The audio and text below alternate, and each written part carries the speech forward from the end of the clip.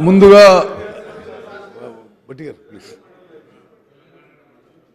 ప్రభుత్వానికి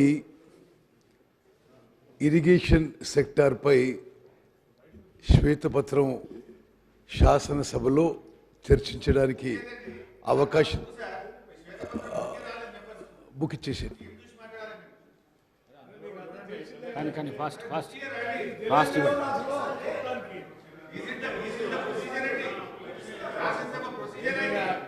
సరే స్పీకర్ గారు మీకు ధన్యవాదాలు తెలియజేస్తూ, అదేవిధంగా గ్రేటర్ క్లారిటీ కోసం మీరు పవర్ పాయింట్ ప్రజెంటేషన్కి అనుమతి ఇచ్చినందుకు కూడా నేను మీకు ప్రత్యేకంగా ధన్యవాదాలు తెలియజేస్తూ,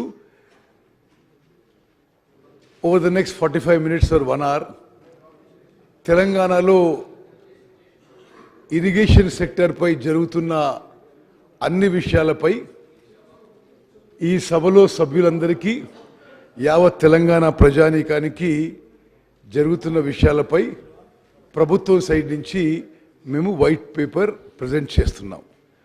ముందుగా స్పీకర్ సార్, ఈ వైట్ పేపర్ అనుకుంది ఈ ప్రభుత్వం ఫైనాన్స్ మీద పెట్టడం జరిగింది,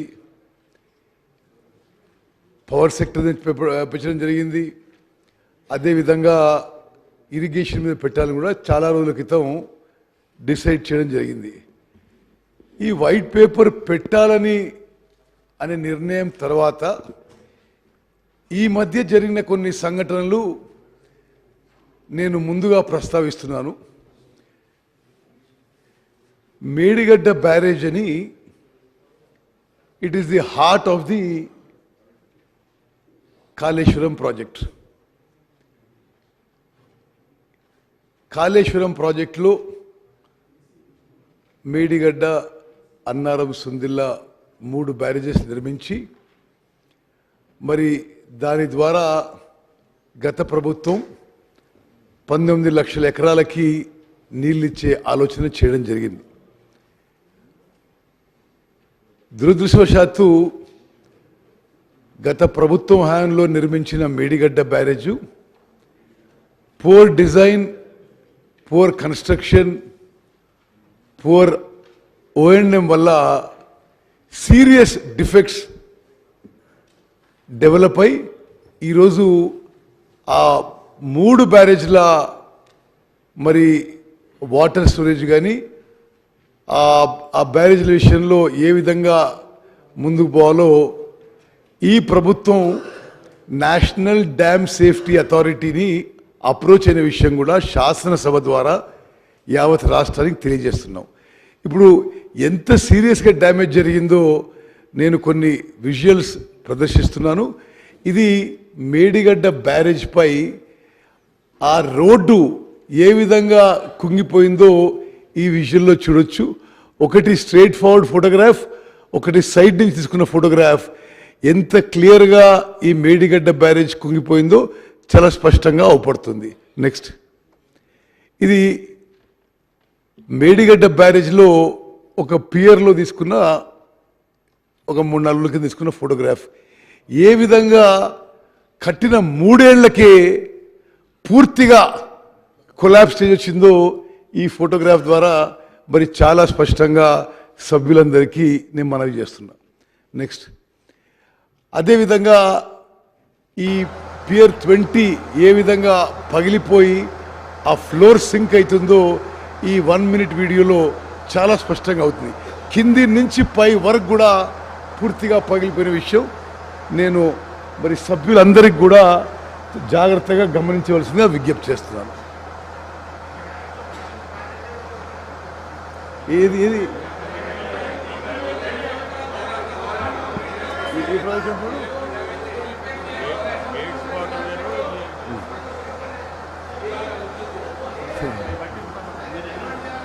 ఓకే సరే, ఎంత సీరియస్ డ్యామేజ్ అయిందో,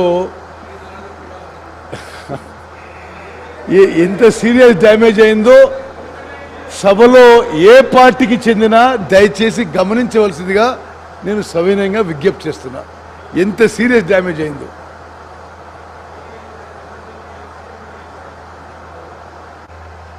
చూడండి అది ఎంత సీరియస్గా 100 ఏళ్ళు ఉండాల్సిన ఈ బ్యారేజు 3 ఏళ్లలో ఎట్లా కుప్పకూలిపోతుందో దయచేసి గమనించవలసిందిగా నేను విజ్ఞప్తి చేస్తున్నాను.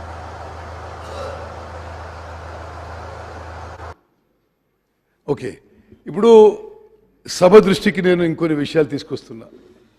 ఒక పెద్ద మనిషి ఏమంటాడు, మాకు అప్పచెప్పండి మేము రిపేర్ చేస్తామంటారు. అసలు మీరు కట్టిందే ఫాల్టీ డిజైను, మీరు కట్టిందే ఫాల్టీ డిజైను, ఇక మీరు అడగడానికి ఇది ఏ అర్హత ఉందని చెప్పి నేను. అదేవిధంగా ఇంకో పెద్ద మనిషి ఇట్లా చేయాలి అట్లా చేయాలని ఉచిత సలహాలు ఇస్తుండు. స్పీకర్ సార్, వాళ్ళ నిర్వాహకం వల్ల, ఫాల్టీ డిజైన్ వల్ల, ఫాల్టీ కన్స్ట్రక్షన్ వల్ల, కరప్షన్ వల్ల, పూర్ ఓఎండ్ఎం వల్ల మేడిగడ్డ బ్యారేజ్ కొలాప్స్ స్టేజ్కి వచ్చింది. ఈ బ్యారేజ్ విషయంలో ఫైనాన్షియల్ విషయంలో కూడా విషయం చెప్పాలి మీకు. ఈ మేడిగడ్డ బ్యారేజ్ టెండరు 1800 కోట్లకు పిలువబడింది.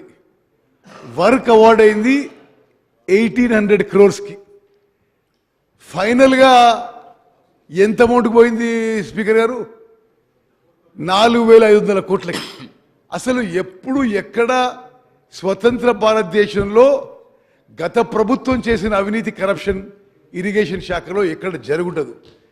ఒక్కొక్క టెండరు, అంటే మేడిగడ్డ బ్యారేజ్ ఒక ఉదాహరణ, టెండర్ కాల్ ఫార్ చేసింది 1800 crores.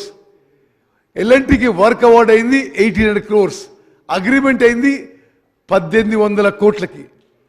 పెంచుతూ 1000 కోట్లు పెంచుతూ పోయి ఫైనల్గా అదే వర్క్ అదే ఏజెన్సీకి 4500 కోట్లకి ఈ ప్రభుత్వం పని చేయించిందంటే ఎంత అవినీతి జరిగిందో ఒక్కసారి ఆలోచించేయండి. అంటే మరి కాస్ట్లు పెంచుకుంటూ ఆ విధంగా పోవడం సరే. సభ్యులు చెప్పడానికి నేను ఆన్ రికార్డ్ ఒక విషయం చెప్తున్నా స్పీకర్ సార్. ఇండిపెండెంట్ ఇండియాలో గత ప్రభుత్వంలో ఇరిగేషన్ సెక్టర్లో జరిగిన అవినీతి ఎక్కడ ఎప్పుడు జరగపోయినట్టు చెప్పుకుంటే మనం చేస్తున్నాం. స్పీకర్ సార్, ఈ విషయాలలో, ఈ డ్యామ్స్ అండ్ బ్యారేజెస్ విషయంలో the national authority is the national dam safety authority.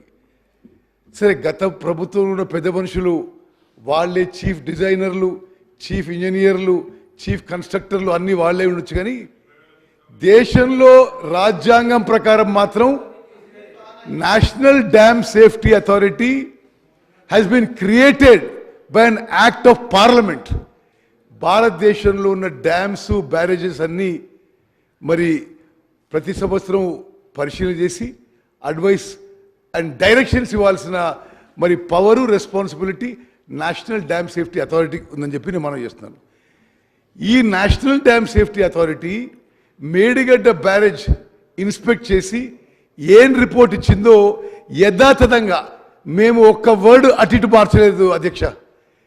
వాళ్ళు ఏం చెప్తే అది మేము యావత్ తెలంగాణ ప్రజానీకానికి తెలియజేయాలని చెప్పి ఆ ఎన్డిఎస్ఏ రిపోర్ట్ ఒక ఎక్సెప్ట్స్ ఇందులో మేము మరి మీ ద్వారా సభ్యులందరికీ, ప్రజలందరికీ తెలియజేస్తారు. The damage occurred due to a combination of issues involving planning, design, quality control and operation maintenance.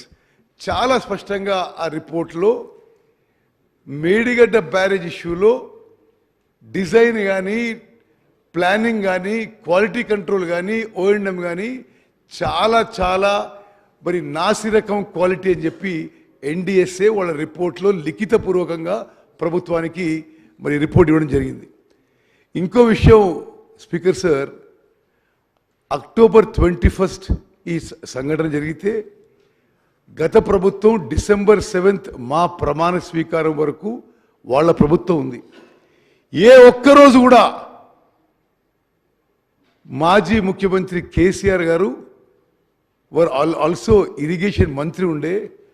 October 21 నుంచి డిసెంబర్ 7 వరకు ఒక్క మాట కూడా మాట్లాడలేని చెప్పిన విషయం మరి సభ్యులందరికీ గుర్తు చేస్తున్నా.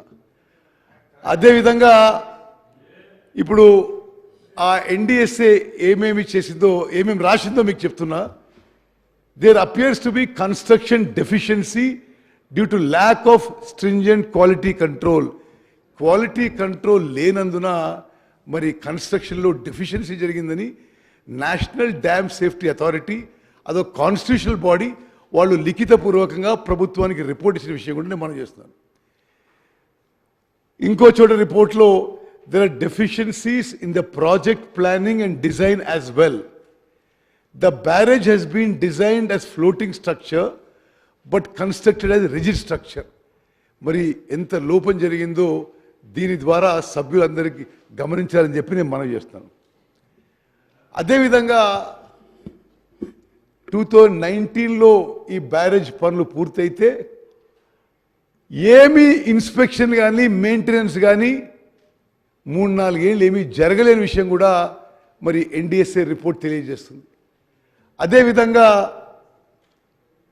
Telangana state dam safety organisation వాళ్ళని ఎన్డిఎస్ఏ ఇది జరగకముందే pre monsoon post monsoon checks చేయాలని చెప్పి లిఖితపూర్వకంగా ఇచ్చిన తెలంగాణలో ఇరిగేషన్ శాఖ ఆ స్టేట్ డ్యామ్ సేఫ్టీ ఆర్గనైజేషన్ ఈ చెక్స్ చేయలేని విషయం కూడా నేను మనం చేస్తున్నా. ఈ 3-4 ఏళ్లలో అనేక సందర్భాల్లో, అంటే ఎవరికి తెలియని విషయం కూడా కాదు, ఎల్ఎన్టీ ఏజెన్సీ అనేక లెటర్స్ రాసింది, అక్కడ కింద స్థాయి ఇంజనీర్లు అనేక లెటర్స్ రాశారు. అందరి చూస్తుండగానే మరి పూర్తి నిర్లక్ష్యంతో ఈ బ్యారేజ్ ఇప్పుడు కొలాప్స్ అయ్యే పరిస్థితి వచ్చిందని చెప్పి నేను మనవి చేస్తాను. The barrage under the present condition is rendered useless. ఇది ఎన్డిఎస్ఏ రిపోర్ట్లో మేము తీసిన ఎక్సెప్ట్. నెక్స్ట్, అదేవిధంగా వాళ్ళు ఏమన్నారంటే అదే టెక్నాలజీ, అదే మెటీరియల్, అదే సాయిల్ స్ట్రెంగ్త్తో మొత్తం బ్యారేజ్ నిర్మించబడింది. అదేవిధంగా అన్నారం సుందిల్ల బ్యారేజీలు నిర్మించబడ్డాయి. అందుకోసమే లిఖితపూర్వకంగా మేము చెప్తున్నాం, ఇప్పుడు మీరు ఆ రిజర్వాయర్స్ నింపొద్దు అనే విషయం నేషనల్ డ్యామ్ సేఫ్టీ అథారిటీ మన ప్రభుత్వానికి సలహా ఇచ్చిన విషయం కూడా నేను మనవి చేస్తాను. అదేవిధంగా తతిమ 2 బ్యారేజ్లు, అన్నారం సుందిల్ల బ్యారేజ్, అన్నారం బ్యారేజ్లో కూడా ఈ ప్రాబ్లం మొదలైన విషయం నేను ఈ సభ దృష్టికి తీసుకొస్తున్నా. నిన్నటి నుంచి అన్నారం బ్యారేజ్లు కూడా పెద్ద ఎత్తున లీక్ మొదలైంది. ఇట్ ఇస్ రియల్లీ, అంటే గతంలో ఈ శాఖ నిర్వహించిన వాళ్ళు, రెస్పాన్సిబుల్ పీపుల్, అసలు వాళ్ళు సిగ్గుతో తల ఉంచుకోవాలి. యావత్ తెలంగాణ రాష్ట్రానికి క్షమాపణ చెప్పాలి. దానికి పోయి వాళ్ళు మా మీదనే ఎదురుదాడి చేస్తున్నారు. ఈ సభ ద్వారా తెలంగాణ ప్రజానీకానికి తెలియజేస్తున్నాను, నిన్నటి నుంచి అన్నారం బ్యారేజ్లో లీక్ పెద్ద ఎత్తున మొదలైంది. ఇప్పుడు మేము నేషనల్ డ్యామ్ సేఫ్టీ అథారిటీ వాళ్ళని అర్జెంటుగా పిలిపించాం. వాళ్ళు ఇమ్మీడియట్గా ఏం చెప్పారంటే దాంట్లో కొంత వాటర్ ఉంది, ఇమ్మీడియట్గా డీవాటరింగ్ చేయండి, మేము 2 రోజులు వస్తున్నాం అని చెప్పి వాళ్ళ నుంచి కమ్యూనికేషన్ వచ్చింది. నెక్స్ట్, అదేవిధంగా ఇది గతంలో కూడా ఎన్డిఎస్ఏ టీం అన్నారం బ్యారేజ్ అంటే మేడిగడ్డ విజిట్ చేశారు, సపరేట్గా అన్నారం బ్యారేజ్ కూడా విజిట్ చేశారు. అన్నారం బ్యారేజ్లో కూడా చాలా విషయాల్లో డిజైన్లో, ప్లానింగ్లో, కన్స్ట్రక్షన్లో, ఓఎండ్ఎంలో కూడా చాలా ప్రాబ్లమ్స్ ఉన్నాయి, చాలా క్రాక్స్ ఉన్నాయి. మరి ఆ బ్యారేజ్లో కూడా ప్రమాదంలో ఉంది.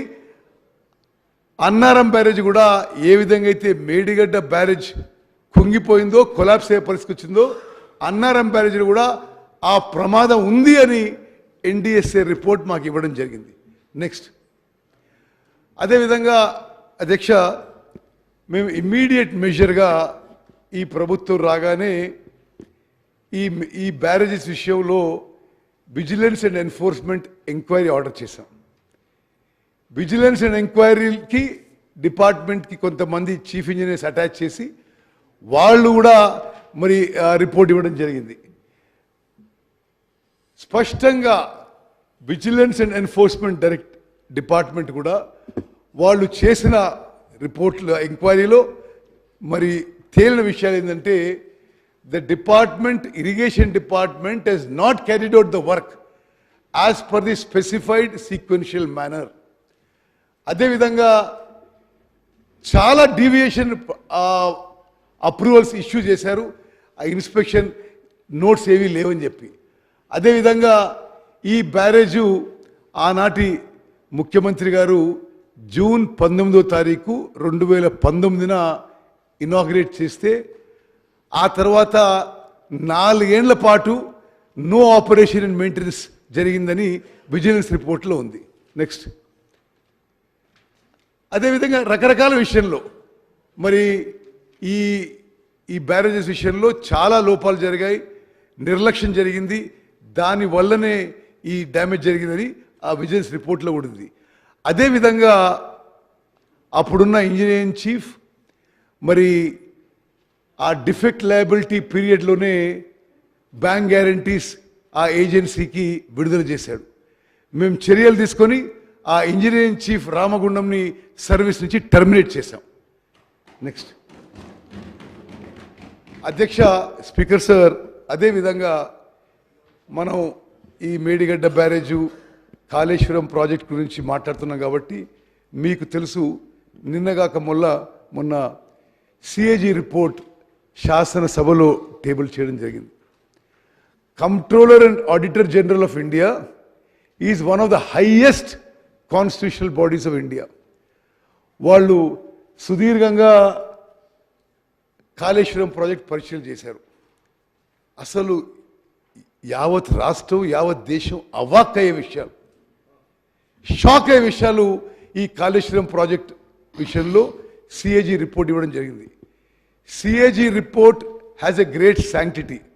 తప్పనిసరిగా మా ప్రభుత్వం ఆ విజిలెన్స్ రిపోర్ట్పై, ఎన్డిఎస్ఏ రిపోర్ట్పై, సిఏజీ రిపోర్ట్పై కఠినంగా చర్యలు తీసుకుంటామని చెప్పి కూడా మేము ఈ సభకు హామీ ఇస్తున్నాం. ఒక్కసారి అధ్యక్ష, సభ్యులందరూ ఆలోచన చేయాలి. అంతకుముందున్న కాంగ్రెస్ ప్రభుత్వం తుమ్మడిహెట్టి దగ్గర doctor BR Ambedkar Pranahita Chevella project 38,500 కోట్లతో డిజైన్ చేసి 16,40,000 ఎకరాలకి కొత్త ఆయకట్టుకి నీళ్ళందించే ప్రపోజల్ తయారు చేయడం జరిగింది. 38,500 crores. వీరి ప్రభుత్వం వచ్చి గతంలో జరిగిన విషయాలని మరి పక్కన పెట్టి కొన్ని వేల కోట్ల పనులని ఇగ్నోర్ చేసి అదే ప్రాజెక్ట్ని కాస్ట్ని 38,500 కోట్ల నుంచి 81,000 కోట్లకి పెంచింది. వాళ్ళ ప్రాజెక్ట్ రిపోర్టు 81,911 రూపాయలకి సెంట్రల్ వాటర్ కమిషన్ మరి డిపిఆర్ అప్రూవ్ చేయడం జరిగింది. 81,000 crores సిడబ్ల్యూసి అప్రూవ్ చేస్తే ఈ రోజు వరకు అసలు ఇంకా చాలా పనులు మిగిలి ఉన్నాయి. ఇంకా 50,000 కోట్ల పనులు మిగిలిండి 94,000 కోట్లు ఆల్రెడీ ఖర్చు అయిపోయి మరి ఆ ప్రాజెక్టు అసలు పూర్తి కావడానికి ఇంకా చాలా టైం పట్టేటట్టు ఉంది. సిఏజీ అబ్జర్వేషన్ ప్రకారం 81,000 crores సిడబ్ల్యూసి అప్రూవ్ చేస్తే ఇప్పుడు ప్రాజెక్ట్ కాస్టు ప్రస్తుతం వాళ్ళకున్న అంచనాలు ఇది 2022లో సిఏజీ ఎగ్జామిన్ చేసింది. 81,000 crores వాళ్ళు సిడబ్ల్యూసి అప్రూవ్ చేస్తే సిఏజీ అంచనాల మేరకు కాళేశ్వరం ప్రాజెక్ట్ కాస్ట్ ఇప్పుడు 1,47,000 కోట్లు కాబోతుంది. 81,000 crores 81,000 crores చాలా ఎక్కువ అనుకుంటున్నాం. 81,000 crores ప్రాజెక్టు సిడబ్ల్యూసి అప్రూవ్ చేస్తే గత ప్రభుత్వం నిర్వాకం వల్ల, నిర్లక్ష్యం వల్ల, కరప్షన్ వల్ల ఇప్పుడు ప్రాజెక్ట్ కాస్ట్ 1,47,000 కోట్లు కాబోతుంది. బెనిఫిట్ కాస్ట్ రేషియో అని సిఏజీ అంటే ఎంత ఖర్చు పెడుతున్నాము, దానివల్ల ఎంత బెనిఫిట్ వస్తుందని ఒక అనాలిసిస్ చేశారు.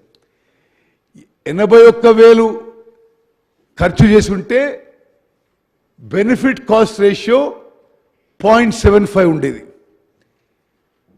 Considering the latest likely project cost అంటే 1,47,000 కోట్లు ఖర్చు పెడితే benefit cost ratio works out to 0.52. అంటే ప్రభుత్వం అమూల్యమైన ప్రజా సొమ్ము ఖర్చు పెట్టిన ప్రతి రూపాయికి రిటర్న్ విల్ బి 52 పైసా.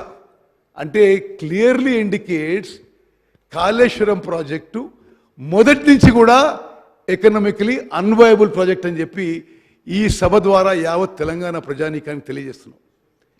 అదేవిధంగా కాంట్రాక్టర్లకి వేల కోట్లకి వేల కోట్లు అన్డ్యూ బెనిఫిట్స్ గత ప్రభుత్వం ఇచ్చిందని చెప్పి చాలా స్పష్టంగా సిఏజీ రిపోర్ట్లు ఇవ్వడం జరిగింది. ఇందులో ఒకటే విషయం మీకు హైలైట్ చేస్తున్నాను నేను. ఇది 2021లో 21-22లో సిఏజీ ఆనాడున్న ఫిగర్స్ ఎగ్జామిన్ చేసినప్పుడు కాస్టు 1,47,000 కోట్లు. క్రమంగా as the project nears completion ఇది 2 లక్షల కోట్లకు కూడా పోయే ప్రమాదం అని చెప్పి కూడా నేను మనవి చేస్తున్నాను. అదేవిధంగా అసలు ఇంకో సభ్యులందరూ కూడా నిర్గాంతపోయే విషయం ఒకటి తెలియజేస్తున్నాను. పీక్ ఎనర్జీ డిమాండ్ కాళేశ్వరం ప్రాజెక్టులో అన్ని పంపులు పనిచేసే సమయం వచ్చినప్పుడు, సైమల్టేనియస్గా పనిచేసే సమయం వచ్చినప్పుడు total energy demand will be 203 million units per day. Kaleshwaram project పూర్తి స్థాయిలో అన్ని పంపులు పనిచేస్తున్నప్పుడు total energy consumption per day will be 203 million units per day. అంటే మొత్తం తెలంగాణ రాష్ట్రంలో ఏ సంవత్సరం అయితే సిఏజీ రిపోర్ట్ తయారు చేసిందో 21-22లో మొత్తం తెలంగాణ రాష్ట్రంలో అన్ని అవసరాలు కలిపి electricity consumption 196 million units per day ఉంటే మొత్తం తెలంగాణ రాష్ట్రంలో పరిశ్రమలు, డొమెస్టిక్, అగ్రికల్చర్ అన్నీ కలిపి 196 మిలియన్ యూనిట్స్ పర్ డే ఉంటే ఒక్క కాళేశ్వరం ప్రాజెక్ట్కే మరి అన్ని పంపులు పనిచేసి దానికి energy consumption 203 million units per day. అంటే మొత్తం రాష్ట్రంలో కన్జ్యూమ్ అయ్యే పవర్ కంటే కాళేశ్వరం ప్రాజెక్ట్కి ఎక్కువ పవర్ కన్జ్యూమ్ అయ్యే విషయం సిఏజీ రిపోర్ట్ తెలియజేసింది. దాని ఖర్చు అంటే కేవలం ఎలక్ట్రిసిటీ ఖర్చు. కాళేశ్వరం ప్రాజెక్టు పూర్తి స్థాయిలో నడిపించినప్పుడు అన్ని పంపులు కూడా మరి పూర్తి స్థాయిలో నడిచినప్పుడు 10,374 కోట్లు electricity charges per year Kaleshwaram ప్రాజెక్టుకి 10,374 కోట్లు. ఇవి ఏవి ఈ ఫిగర్స్ మేము సృష్టించలేదు అధ్యక్ష. ఇవన్నీ సిఏజీ చాలా జాగ్రత్తగా పరిశీలన చేసి వాళ్ళ రిపోర్ట్లు ఇవ్వడం జరిగింది. అదేవిధంగా మరి ఇది కమిషన్ల కక్కుర్తో మరొకటో తెలియదు కదా నాకు. వాళ్ళు సిఏజీ ఏమంటారు అంటే డిపార్ట్మెంట్ ఇంత ఆదరాబాదరగా తొందరపడి ఎందుకు వర్క్లు ఇచ్చినా అర్థం కావడం లేదు. ఒక ఎగ్జాంపుల్గా 25,000 కోట్ల works were awarded even before the approval of DPR. Detailed project report Kaleshwaram చాలా స్పష్టంగా కాళేశ్వరం ప్రాజెక్టులో 25,000 కోట్ల వర్క్లు ఇవ్వడం జరిగింది. అదేవిధంగా మల్లన్న సాగర్ విషయంలో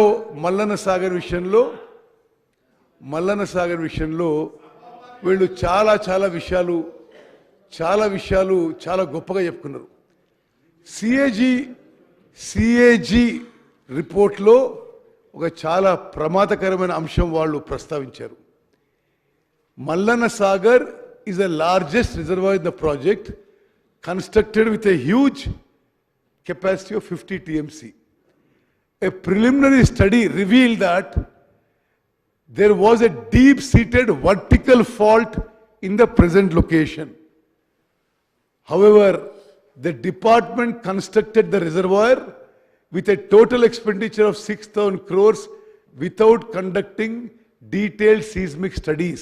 అంటే చిన్నపాటి అంటే మేజర్ అర్త్క్వేక్ కాదు, చిన్నపాటి ఏమన్నా అర్త్క్వేక్ లైక్ సీస్మిక్ డిస్టర్బెన్స్ వస్తే ఈ మల్లన్న సాగర్ ప్రమాదంలో ఉంది, దాని కిందున్న జనమంతా ప్రమాదంలో ఉంటారని చెప్పి ఇది సిఏజీ వాళ్ళ రిపోర్ట్లో పేర్కొన్న విషయం మీకు మనవి చేస్తాను. నెక్స్ట్ అధ్యక్ష, ఇదిగో నేను ఇంట్రడక్షన్గా ఇచ్చి ఇప్పుడు వైట్ పేపర్ విషయంలో నేను మీకు ప్రజెంట్ చేస్తున్నాను.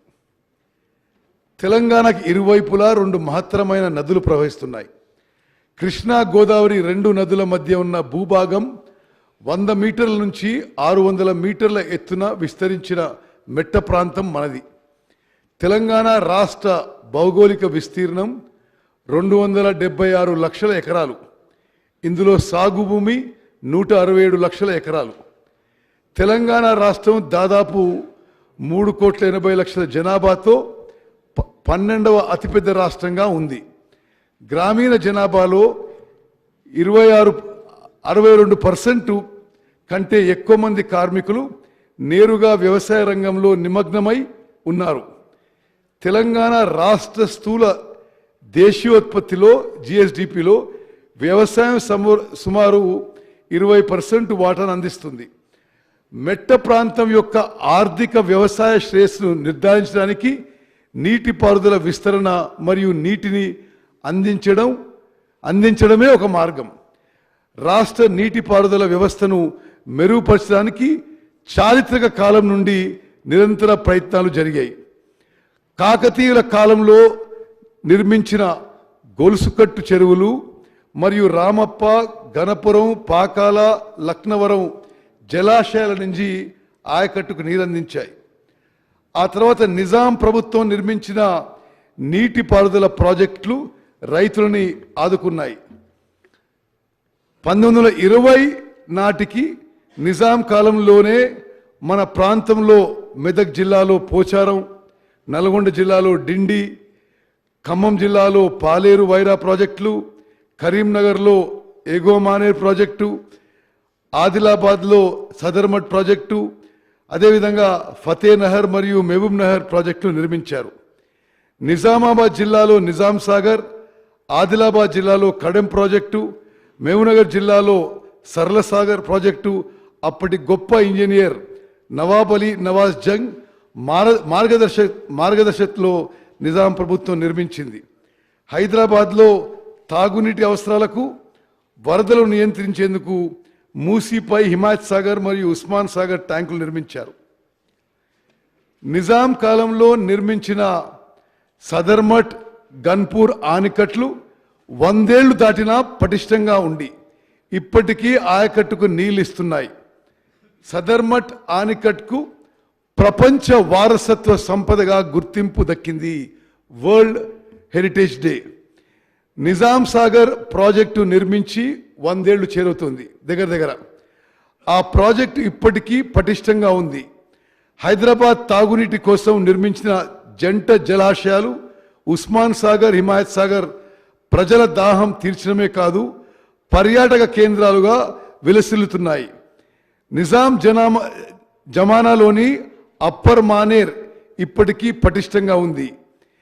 దేశానికి స్వాతంత్రం వచ్చిన తర్వాత నిర్మించిన నాగార్జున సాగర్, శ్రీరామ్ సాగర్ ప్రాజెక్టులే ఇప్పటికీ తెలంగాణలో సాగునీటి వరప్రదాయినిగా ఎక్కువ ఆయకట్టుకు నీళ్ళిస్తున్నాయి. ఆనాటి ప్రభుత్వం నిర్మించిన శ్రీశైలం ప్రాజెక్టు తెలంగాణ కరెంట్ అవసరాలు తీర్చడంతో పాటు నాగార్జున సాగర్, ఎస్ఎల్బిసి, కల్వకుట్ లిఫ్ట్ స్కీమ్కి నీళ్ళు అందిస్తున్నాయి. నీళ్లు, నిధులు, నియామకాలు విషయంలో ఉమ్మడి రాష్ట్రంలో జరిగిన అన్యాయాన్ని ఎదిరించేందుకు తెలంగాణ ఉద్యమం మొదలైంది. ఏళ్లకేళ్లుగా పోరాడి తెలంగాణ ప్రత్యేక రాష్ట్రం సాధించుకున్న ఘనత పోరాటంలో అమరులైన ఎందరో వీరులది, వారి కుటుంబాలది, మన సకల జనులది, సబ్బండ వర్గాలది. తెలంగాణ రాష్ట్రం ఏర్పాటుతో అటు కృష్ణా, ఇటు గోదావరి సాగునీటి గలగలలతో మన పంట పొలాల్ని సస్యశ్యామలం అవుతామనుకున్న ప్రజల ఆశలు ఆకాంక్షలు ఇప్పటికీ అనుకున్న లక్ష్యాన్ని అందుకోలేదనే చెప్పుకోవాలి. గత ప్రభుత్వ 10 ఏళ్ల పాలనలో నీళ్ల దోపిడీ ఆగకపోగా 4 గింతలైంది. అప్పుడు నీళ్లపై పోరాటం చేసిన ఉద్యమ పార్టీ అధికారంలో వచ్చిన తర్వాత ప్రాజెక్టుల విషయంలో ఒంటెత్తు పోకడలను అనుసరించింది.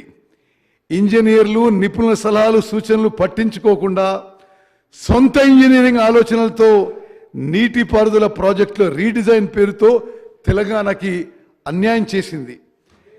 కృష్ణా నదీ జలాల్లో తెలంగాణకు న్యాయబద్ధంగా రావాల్సిన వాటాలను సాధించటంలో గత ప్రభుత్వం విఫలమైంది. పరివాహక ప్రాంతానికి అనుగుణంగా నీళ్ల వాటాలకు పట్టుబట్టకుండా ఏపీకి 512 టీఎంసీలు ఇచ్చి తెలంగాణకు 299 టీఎంసీలకే అంగీకరించింది. ఫలితంగా దక్షిణ తెలంగాణలోని ఉమ్మడి మహబూబ్ నగర్, ఉమ్మడి నల్గొండ, ఉమ్మడి ఖమ్మం, రంగారెడ్డి జిల్లాల రైతులకి అన్యాయం చేసింది. 2 రాష్ట్రాలకు నిర్దేశించిన 811 టీఎంసీల్లో కృష్ణా బేసిన్ పరివాహక ప్రాంతం ఆధారంగా మనకు 68% వాటా రావాలి. అంతర్జాతీయ నదీ జలాల న్యాయ సూత్రాలన్నీ అదే విషయాన్ని స్పష్టం చేస్తున్నాయి. దీని ప్రకారం న్యాయబద్ధంగా తెలంగాణకు దక్కాల్సిన 555 టీఎంసీలు తెచ్చుకోవాలనే సోయి గత ప్రభుత్వానికి లేకుండా పోయింది. అటు కృష్ణా గోదావరి బోర్డుల ఏర్పాటు గెజెట్ నోటిఫికేషన్ను గత ప్రభుత్వం అంగీకరించింది. కృష్ణాపై ఉన్న శ్రీశైలం, నాగార్జున సాగర్ ఉమ్మడి ప్రాజెక్టుల నిర్వహణను కేంద్రానికి అప్పగించేందుకు సూచనాప్రాయంగా అంగీకారం తెలియజేసింది. 2014 జూన్ 2న రాష్ట్రం ఏర్పడినప్పటి నుంచి అధికారం నుంచి దిగిపోయే చివరి రోజు వరకు, అంటే 2023 డిసెంబర్ 7వ తేదీ వరకు వివిధ సందర్భాల్లో జరిగిన బోర్డ్ మీటింగ్ మినిట్స్లో అధికారులు రాసిన లెటర్లన్నీ అందుకు సాక్ష్యాలుగా ఉన్నాయి. ఇటు గోదావరి జలాలను ఎత్తిపోసేందుకు ప్రపంచంలోనే అద్భుతమైన ప్రాజెక్టు కడుతున్నట్టు 1,47,000 కోట్లతో చేపట్టిన కాళేశ్వరం ప్రాజెక్టులో అత్యంత కీలకమైన మేడిగడ్డ బ్యారేజ్ 3 ఏళ్లకే కుంగిపోయింది. నిట్ట నిలువున పియర్లకు ఇప్పటికే పెద్ద పెద్ద పగుళ్లు వచ్చాయి. ఎగున ఉన్న అన్నారం, సుందిల్ల బ్యారేజీలకు బొంగలు పడ్డాయి. ఆ 2 బ్యారేజీలు కూడా ఇలాగే కుంగిపోయే ప్రమాదం ఉందని నేషనల్ డ్యామ్ సేఫ్టీ అథారిటీ హెచ్చరించింది. వీటిలో నీటిని నిల్వ చేస్తే మరింత ప్రమాదం అని సూచించింది. అందుకే గత ప్రభుత్వమే ఎన్నికల ముందు ఆ బ్యారేజీల నుంచి నీళ్లు తీసేసిన విషయం ఈ సభకు నేను గుర్తు చేస్తున్నా. ఇప్పుడేంది, వాళ్లే అప్పుడు నీళ్లు తీసేసి మొన్న ఏమంటారు, అరే నేనుంటే నీళ్ళు నింపేవాళ్ళంటారు వాళ్ళు. అటు కృష్ణా జలాల నిర్వాహకం, ఇటు గోదావరి మీద నిర్మించిన లిఫ్ట్లు, బ్యారేజీలు, పంప్ హౌజ్ల విధ్వంసంతో తెలంగాణ సాగునీటి పారుదల వ్యవస్థ చిన్నాభిన్నమైంది. నీటి ప్రాజెక్టుల పేరిట 1.81 లక్షల కోట్లు 1.81 lakh crores ఖర్చు పెట్టడంతో రాష్ట్ర ఆర్థిక వ్యవస్థకు శరాఘాతం తగిలింది. 2014 నుంచి 2023 వరకు నీటిపారుదల రంగానికి కేటాయించిన బడ్జెట్, ప్రాజెక్టుల పేరిట ఏర్పాటు చేసిన కార్పొరేషన్ల ద్వారా తెచ్చిన రుణాలతో కలిసి అప్పులు, వడ్డీల భారం పెరిగిపోయింది. రాష్ట్ర ఖజానా మొత్తం అప్పుల భారంతో కుంగిపోయింది. భావి తరాలు మోయలేని విధంగా ప్రాజెక్టులపై గత ప్రభుత్వం చేసిన అప్పులు తీర్చాలంటే వడ్డీతో సహా రాబోయే 10 ఏళ్లలో 1.35 లక్షల కోట్లు, అంటే 1.35 lakh crores తిరిగి చెల్లించాల్సిన పరిస్థితి ఉంది. గడిచిన 10 ఏళ్లలో సాగునీటి ప్రాజెక్టులపై ప్రభుత్వం అనుసరించిన విధ్వంసక ధోరణి తెలంగాణను నట్టేట ముంచింది. గత ప్రభుత్వం అనుసరించిన తప్పుడు విధానాలు, భారీ అప్పులు, అవినీతితో పాటు అడుగడుగునా జరిగిన అవకతవకలను మన రాష్ట్రానికి పూడ్చేంత నష్టం తెచ్చిపెట్టాయి. ఈ శ్వేతపత్రం నీటిపారుదల రంగం ఎదుర్కొంటున్న వివిధ సమస్యలు మరియు సవాళ్ల గురించి సమగ్రమైన సమాచారాన్ని అందించడం, ఈ లోపాలని అధిగమించడానికి సాధ్యమయ్యే ప్రభుత్వ చర్యలను అన్వేషించడం లక్ష్యంగా పెట్టుకుంది. ఈ శ్వేతపత్రం వివిధ ప్రాజెక్టుల అమలు పురోగతిని, వాటి నీటిపారుదల సామర్థ్యాన్ని తెలియజేస్తుంది. తెలంగాణ రాష్ట్ర ప్రయోజనాన్ని కాపాడడంతో పాటు కృష్ణా, గోదావరి జలాలతో వీలైనంత ఎక్కువ ఆయకట్టుకి సాగునీటి అందించే లక్ష్యంతో రైతుల ఆదాయం పెంచే దిశగా నేటి తెలంగాణ ప్రభుత్వం తీసుకునే చర్యలను మేము ప్రస్తావించబోతున్నాము. అధ్యక్ష, ఇరిగేషన్ పొటెన్షియల్ విషయంలో నేను మీకు ఈ స్లైడ్ చాలా స్పష్టంగా తెలియజేస్తుంది. తెలంగాణ ఏర్పాటయ్యే నాటికి 57 లక్షల ఎకరాల ఆయకట్టు ఉంది. లక్షల ఎకరాల ఆయకట్టు ఉంది. అప్పటి వరకు అయిన ఖర్చు, తెలంగాణ రాష్ట్రం ఏర్పాటు అయ్యే వరకు అయిన ఖర్చు ఇరిగేషన్ సెక్టార్పై 54,000 కోట్లు. 54,000 కోట్లకి ఒక్కో ఎకరానికి వచ్చిన ఖర్చు 93,000 రూపాయలు.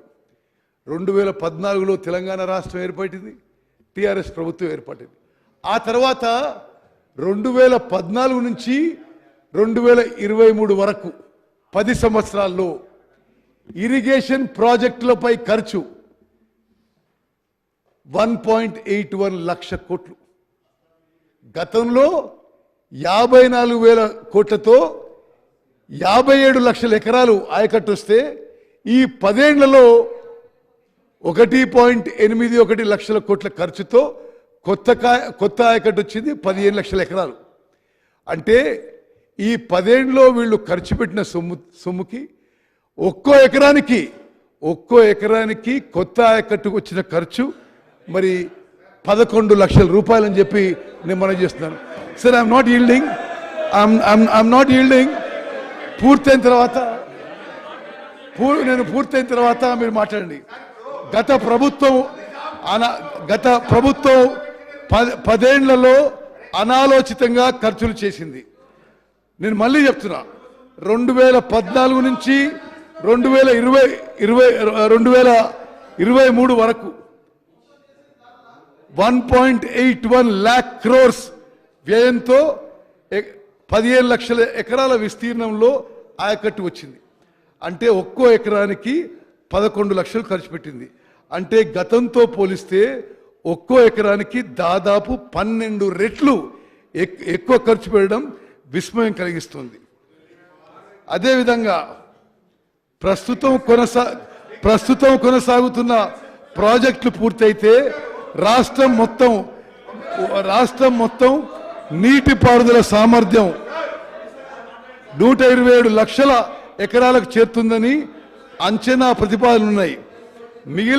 మిగిలి ఉన్న ప్రాజెక్టులు పూర్తి చేసి 53 లక్షల ఎకరాల అదనపు ఆయకట్టుకి నీరివ్వడానికి 97,000 కోట్లు అవసరం. 5 ఏళ్లలో చెల్లించాల్సిన అప్పులు, వడ్డీలతో కలిసి రాబోయే 5 ఏళ్లలో చెల్లించాల్సిన రుణభారం 77,000 కోట్లు. మిగిలినవి కూడా పూర్తి చేయాలంటే మొత్తం ప్రాజెక్టులకు చేయవలసిన వ్యయం 1,75,000 కోట్లు. తద్వారా ఒక్క ఎకరానికి నీరివ్వడానికి 3.4 lakhs ఖర్చు అవుతుంది. రేట్లలో వచ్చే మార్పుల వల్ల పెరిగే ఖర్చు దీనికి అదనం. అదేవిధంగా అధ్యక్ష, ఈ స్లైడ్ ద్వారా మళ్ళోసారి నేను ఇది భారీ, మధ్య తరహా, చిన్న తరహా ఐడిసిలో ఎంత దేనికి ఖర్చు అయింది, మరి 2014కి ముందు 2014 తర్వాత స్పష్టంగా తెలియజేయడం జరిగింది. నెక్స్ట్, రాష్ట్రంలో కొన్ని మేజర్ ఆన్ గోయింగ్ ప్రాజెక్ట్స్కి మరి 2014 ముందు ఎంత ఆయకట్టు, 2014 నుంచి 2023 వరకు ఎంత ఆయకట్టు కొత్తగా సృష్టించబడ్డదో ఈ స్లైడ్ ద్వారా తెలియజేసినాం. మరి ఇందులో ఇది 9 మేజర్ ప్రాజెక్ట్స్ ఇన్ తెలంగాణ. ఇందులో కేవలం కాళేశ్వరం ప్రాజెక్టు ఈ ప్రభుత్వ హయాంలో మొదలైంది. తత్తిమ ప్రాజెక్టు చొక్కారావు దేవాదుల ప్రాజెక్టు కానీ, కల్వకుర్తి కానీ, ఏఎంఆర్పి ఎస్ఎల్బిసి కానీ, శ్రీరామ్ సాగర్ కానీ, శ్రీరామ్ సాగర్ ప్రాజెక్ట్ నుండి ఫ్లడ్ ఫ్లో కానీ, భీమా కానీ, నెట్టెంపాడు కానీ, శ్రీపాద సాగర్ ఎల్లంపల్లి కానీ గత ప్రభుత్వంలో మొదలైన విషయం నేను మీకు మనవి చేస్తున్నాను. నెక్స్ట్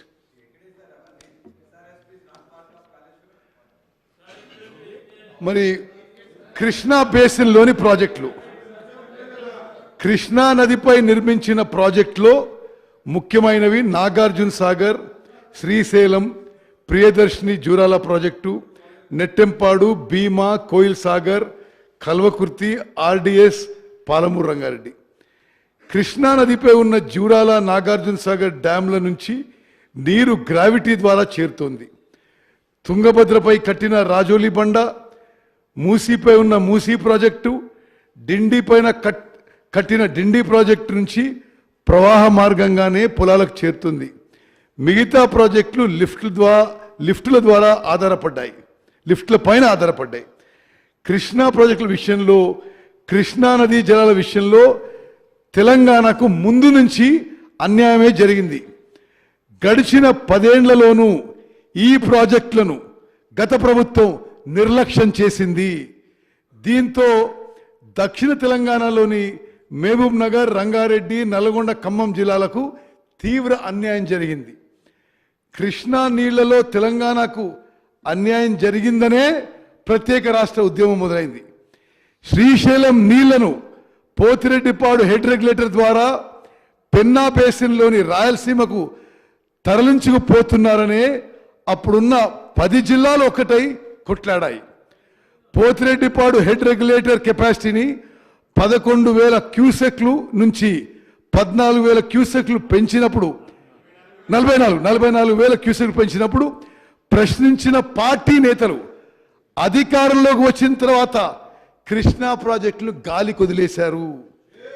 2020లో పోతిరెడ్డిపాడును 20,000 క్యూసెక్లకు పెంచడంతో పాటు 80,000 సారీ ఐ రిపీట్ 2020లో పోతిరెడ్డిపాడును 80,000 క్యూసెక్లకు పెంచడంతో పాటు పక్కనే రాయలసీమ లిఫ్ట్ ఇరిగేషన్ స్కీమ్ నిర్మాణం చేపట్టేందుకు ఏపీ ప్రభుత్వం జియో జారీ చేస్తే ప్రేక్షక పాత్ర పోషించారు. కుండకు గండి కొట్టినట్లుగా శ్రీశైలం రిజర్వాయర్ అట్టడుగున ఉన్న నీటిని కూడా తీసుకెళ్లేందుకు ఏపీ చేసిన ప్రయత్నాలు అడ్డుకోలేదు. రాయలసీమ లిఫ్ట్ ఇరిగేషన్ స్కీమ్ 797 లెవెల్లో కట్టి మొత్తం శ్రీశైలం ఖాళీ చేయడానికి ఆంధ్రప్రదేశ్ ప్రభుత్వం చర్యలు తీసుకున్నా గత ప్రభుత్వం ఏమీ చేయలేదు. రాయలసీమ లిఫ్ట్ ఇరిగేషన్ ప్రాజెక్టు టెండర్ల ప్రక్రియ పూర్తయ్యే వరకు అప్పటి ప్రభుత్వం కేంద్రానికి ఫిర్యాదు చేయలేదు. అదే సమయంలో జరిగిన అపెక్స్ మీటింగ్లో బిజీ షెడ్యూల్ ఉంది అని కారణం చూపెట్టి రాలేకపోతున్నా అంటూ మీటింగు వాయిదా వేయాలని అప్పటి ముఖ్యమంత్రి లేఖ రాయటం గత ప్రభుత్వ వైఖరిని బయటపెట్టింది. మహబూబ్ నగర్ చెందిన రైతు ట్రిబ్యునల్ని ఆశ్రయించి స్టే తెచ్చేంత వరకు అప్పటి ప్రభుత్వం నిద్ర నటించింది. గత ప్రభుత్వ నిర్వాకంతో కృష్ణా జలాలను ఆంధ్రప్రదేశ్ యథేచ్ఛగా తమ ప్రాంతానికి మళ్లించుకుంటోంది. పోతిరెడ్డిపాడు, సంగమేశ్వరం, ముచ్చుమర్రి నుంచి రోజుకు 9.5 టీఎంసీల నీటిని ఏపీ ఖాళీ చేస్తోంది. జలాశయం నిండక ముందే నీళ్లు తరలించకపోయేలా ఈ ప్రాజెక్టులు కట్టుకుంది. శ్రీశైలం నీళ్లను మళ్లించి రాయలసీమ రత్నాల సీమగా మార్చడానికి ఆనాటి సీఎం ఏపీకి సహకరించడం తెలంగాణ భవిష్యత్తుకు తీరని నష్టం తెచ్చిపెట్టింది. తెలంగాణ రాష్ట్రం ఏర్పడ్డ తర్వాత మొట్టమొదటిగా పునాది రాయి వేసిన Palamuru Rangareddy lift irrigation scheme కింద అధ్యక్ష ఈ ఫిగర్ మీరు గమనించాలి. తెలంగాణ రాష్ట్రం ఏర్పడిన తర్వాత మొట్టమొదటిగా పునాది రాయి వేసిన Palamuru Rangareddy lift irrigation scheme కింద 27,000 కోట్లు ఖర్చు పెట్టి పెట్టినా ఒక్కెకరం కూడా కొత్త ఆయకట్టు సాగులోకి రాలేదనే విషయం ఈ సభ దృష్టికి తీసుకొస్తున్నారు. 2 టీఎంసీల నీటిని లిఫ్ట్ చేసేందుకు చేపట్టిన ఈ ప్రాజెక్టును అకారణంగా 1 టీఎంసీకి కుదించారు. ఎన్నికల ముందు నార్లాపూర్ పంప్ హౌస్ నుంచి 1 మోటార్ మాత్రమే నడిపించి కొన్ని నీళ్లు పోయించారు. అదేవిధంగా పాలమూరు రంగారెడ్డి ఫౌండేషన్ వేసిన తర్వాత మరి డిండి ప్రాజెక్ట్ కూడా ఫౌండేషన్ వేసి డిండి ప్రాజెక్ట్ కూడా పెండింగ్ జాబితాలోనే పడిపోయింది. ఎస్ఎల్బిసి టన్నెల్ పనులు ఇప్పటికీ పూర్తి కాలేదు. తెలంగాణ ఉద్యమంలో ఆర్డిఎస్ నీళ్ల సాధన కోసం పాదయాత్ర చేసిన పార్టీ అధికారంలో ఉన్నప్పుడు ఆర్డిఎస్ ఆధునీకరణను మర్చిపోయింది. దీన్ని సప్లిమెంట్ చేయడానికి తుమ్మిళ్ళ పేరుతో లిఫ్ట్ పెట్టి ఒక్క మోటార్తో నీళ్లు పోయించి ఆర్భాటం చేశారే తప్ప ఆ పనులు పూర్తి చేయలేదు. దీంతో ఆర్డిఎస్ ఆయకట్టు 1 ఎకరం కూడా పెరగలేదు.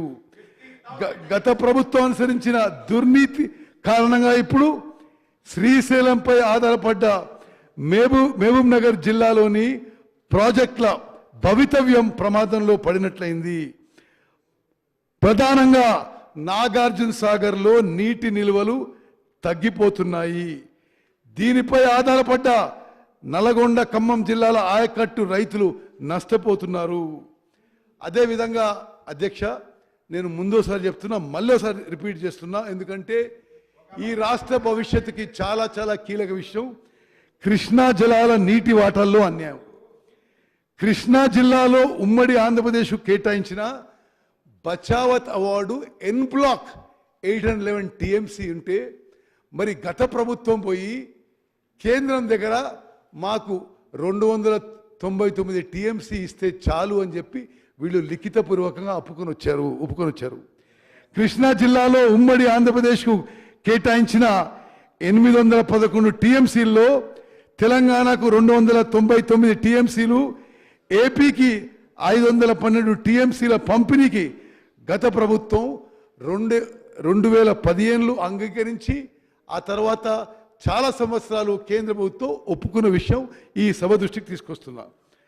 అప్పుడు యాడ్హాక్ కేటాయింపులకు అంగీకరించడంతో రాష్ట్రానికి న్యాయపరంగా రావాల్సిన నీటి వాటాలు సాధించుకోలేదు. ఏడాదికోసారి నీటి పంపిణీపై 2 రాష్ట్రాలకు చెందిన మీటింగ్లు జరిగినప్పుడల్లా తాత్కాలిక వాటాలకి ఒప్పందం చేసుకున్నారు. అంటే 512, 299 ఎవ్రీ ఇయర్ రిపీట్ చేసుకున్నారు. కృష్ణా బేసిన్లో తెలంగాణకి పరివాహక ప్రాంత శాతం 68%. దీని ప్రకారం కృష్ణాలో మనకు 555 టీఎంసీల నీళ్లు, ఏపీలో కృష్ణా పరివాహక ప్రాంతం 32% మాత్రమే. దామాషా ప్రకారం ఆంధ్రప్రదేశ్కి 256 టీఎంసీలు రావాలి. సహజ వనరుల పంపిణీ సూత్రాలు వేటిని పరిగణలోకి తీసుకున్న తెలంగాణకి 555 టీఎంసీలు రావాలి. అందుకు భిన్నంగా గత ప్రభుత్వం ఏపీకి ఎక్కువ నీటి వాటాను కట్టబెట్టింది. ఇటీవల ప్రాజెక్టుల పరిధికి సంబంధించిన గెజెట్ నోటిఫికేషన్ వెలువడినప్పటి నుంచి 50% నీటి వాటాలు కేటాయించాలనే షరతు విధించింది. అధ్యక్ష, యావత్ తెలంగాణ ప్రజానికని తెలియజేస్తున్నాం. అసలు తెలంగాణకి కృష్ణా నదీ జలాల్లో 68% రావాలి. 2015 నుంచి కొన్ని సంవత్సరాల పాటు మనం 38%కి ఒప్పుకొని 299 టీఎంసీ ఒప్పుకొని కొన్ని సంవత్సరాల తర్వాత 50-50 షేరింగ్కి వీళ్ళు ప్రతిపాదన పెట్టారు. ఏనాడు కూడా 68% మాకు కావాలి, మాకు హక్కు ఉందని చెప్పి గత ప్రభుత్వం కేంద్రం ముందు ఎక్కడ కానీ మరి స్పష్టం చేయలేదు.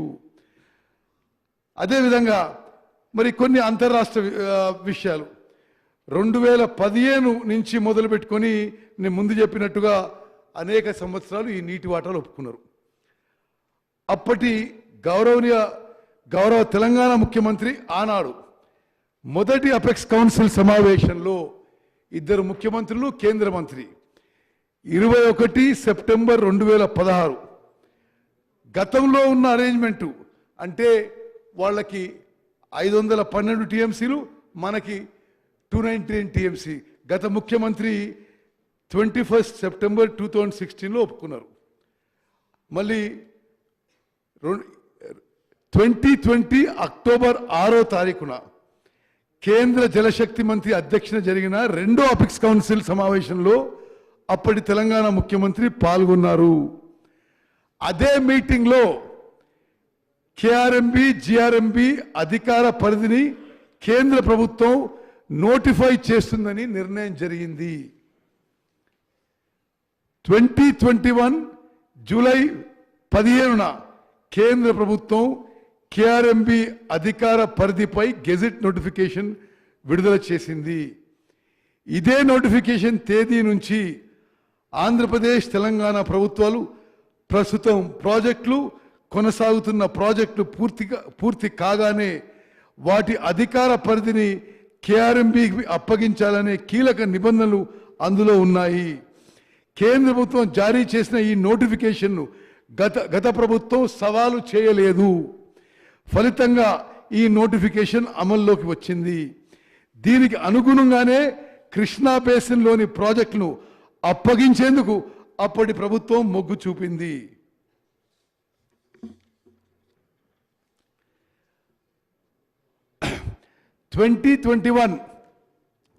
అక్టోబర్ 21 తేదీన జరిగిన 15వ కేఆర్ఎంబి మీటింగు 2022 మే 6వ తేదీ జరిగిన 16వ కేఆర్ఎంబి సమావేశాలలో ఆనాడు తెలంగాణ రాష్ట్రం ప్రతినిధులుగా పాల్గొన్న Telangana special chief secretary Rajat Kumar గారు, ఈఎన్సి మురళీధర్రావు గారు అందులో పాల్గొని మరి ఈ ప్రాజెక్టులు కేఆర్ఎంబికి అప్పజెప్పడానికి సూచనాప్రాయంగా అంగీకారం తెలియజేశారు. గత ఏడాది పోయిన సంవత్సరం ఫిబ్రవరి 11న అసెంబ్లీలో ప్రవేశపెట్టిన 2023-24 బడ్జెట్లో నీటిపారుదల and command area development department గ్రాంట్ల డిమాండ్ నెంబర్ 33 రాష్ట్ర ప్రభుత్వం సూచనాప్రాయంగా ప్రాజెక్టులు కేఆర్ఎంబికి అప్పజెప్పడానికి ఒప్పుకుంటూ కేఆర్ఎంబికి 200 కోట్ల వన్ టైం సీడ్ మనీ ఇచ్చేందుకు బడ్జెట్లో మనీ కేటాయించిన విషయం ఈ సభ దృష్టికి నేను మరోమారు మనం చేస్తున్నాను. రాష్ట్రంలో అసెంబ్లీ ఎన్నిక పోలింగ్ రోజు నవంబర్ 30 తారీఖున నాగార్జున సాగర్ ప్రాజెక్టుపై ఏపీ ప్రభుత్వ సాయుధ పోలీసులను పంపించి అక్రమంగా నీటి విడుదల చేసుకుంది. ఈ చొరబాటు ఘటనపై గత ప్రభుత్వం పూర్తి నిశ్శబ్దం వహించింది. మరుసటి రోజున ఇది నేను మొన్న కూడా మాట్లాడినా మరోసారి రిపీట్ చేస్తున్నా. మరుసటి రోజు డిసెంబర్ 1వ తారీఖున అప్పటి ముఖ్యమంత్రి కార్యదర్శి, నీటిపారుదల శాఖ కార్యదర్శి స్మితా సబర్వాల్ గారు కేఆర్ఎంబి చైర్మన్కు ఈ సంఘటనపై లేఖ రాశారు. శ్రీశైలం, నాగార్జున సాగర్ లాంటి ఉమ్మడి ప్రాజెక్టుల నియంత్రణకు బోర్డుకి అప్పగించడానికి తెలంగాణ సూత్రప్రాయంగా అంగీకరించిన విషయాన్ని ఆ లేఖలో స్పష్టం చేశారు.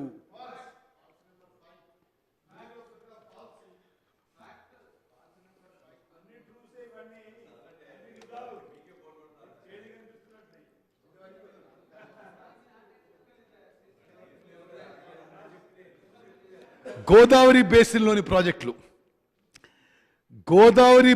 ఉన్న ప్రాజెక్టులో అతిపెద్దది శ్రీరామ్ సాగర్ ప్రాజెక్టు. ఇప్పటికీ ఈ ప్రాజెక్టు ద్వారానే ఆదిలాబాద్, నిజామాబాద్, కరీంనగర్, వరంగల్, నల్గొండ జిల్లాల్లో లక్షలాది ఎకరాలకి సాగునీరు అందుతుంది. ఉమ్మడి రాష్ట్రంలో ఎస్ఆర్ఎస్పి దిగువన రామగుండం సమీపంలో నిర్మించిన శ్రీపాద ఎల్లంపల్లి ప్రాజెక్టు మరో అత్యంత కీలకమైన ప్రాజెక్టు. ఎస్ఆర్ఎస్పిలో అంతర్భాగంగా నిర్మించిన lower Maner dam, mid Maner, Yellampalli ప్రాజెక్టులు ఉమ్మడి రాష్ట్రంలోనే పూర్తయ్యాయి.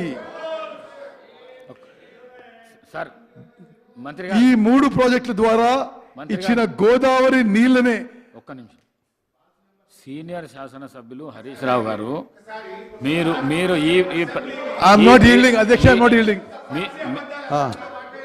మీకు అవకాశం వచ్చినప్పుడు మీరు మాట్లాడండి. మీకు అవకాశం వచ్చినప్పుడు మీరు మాట్లాడండి. స్పీకర్ గారు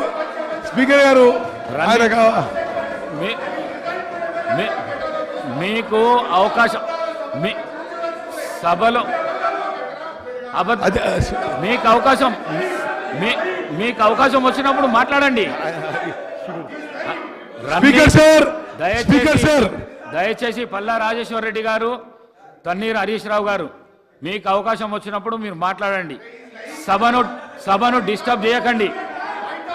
సభను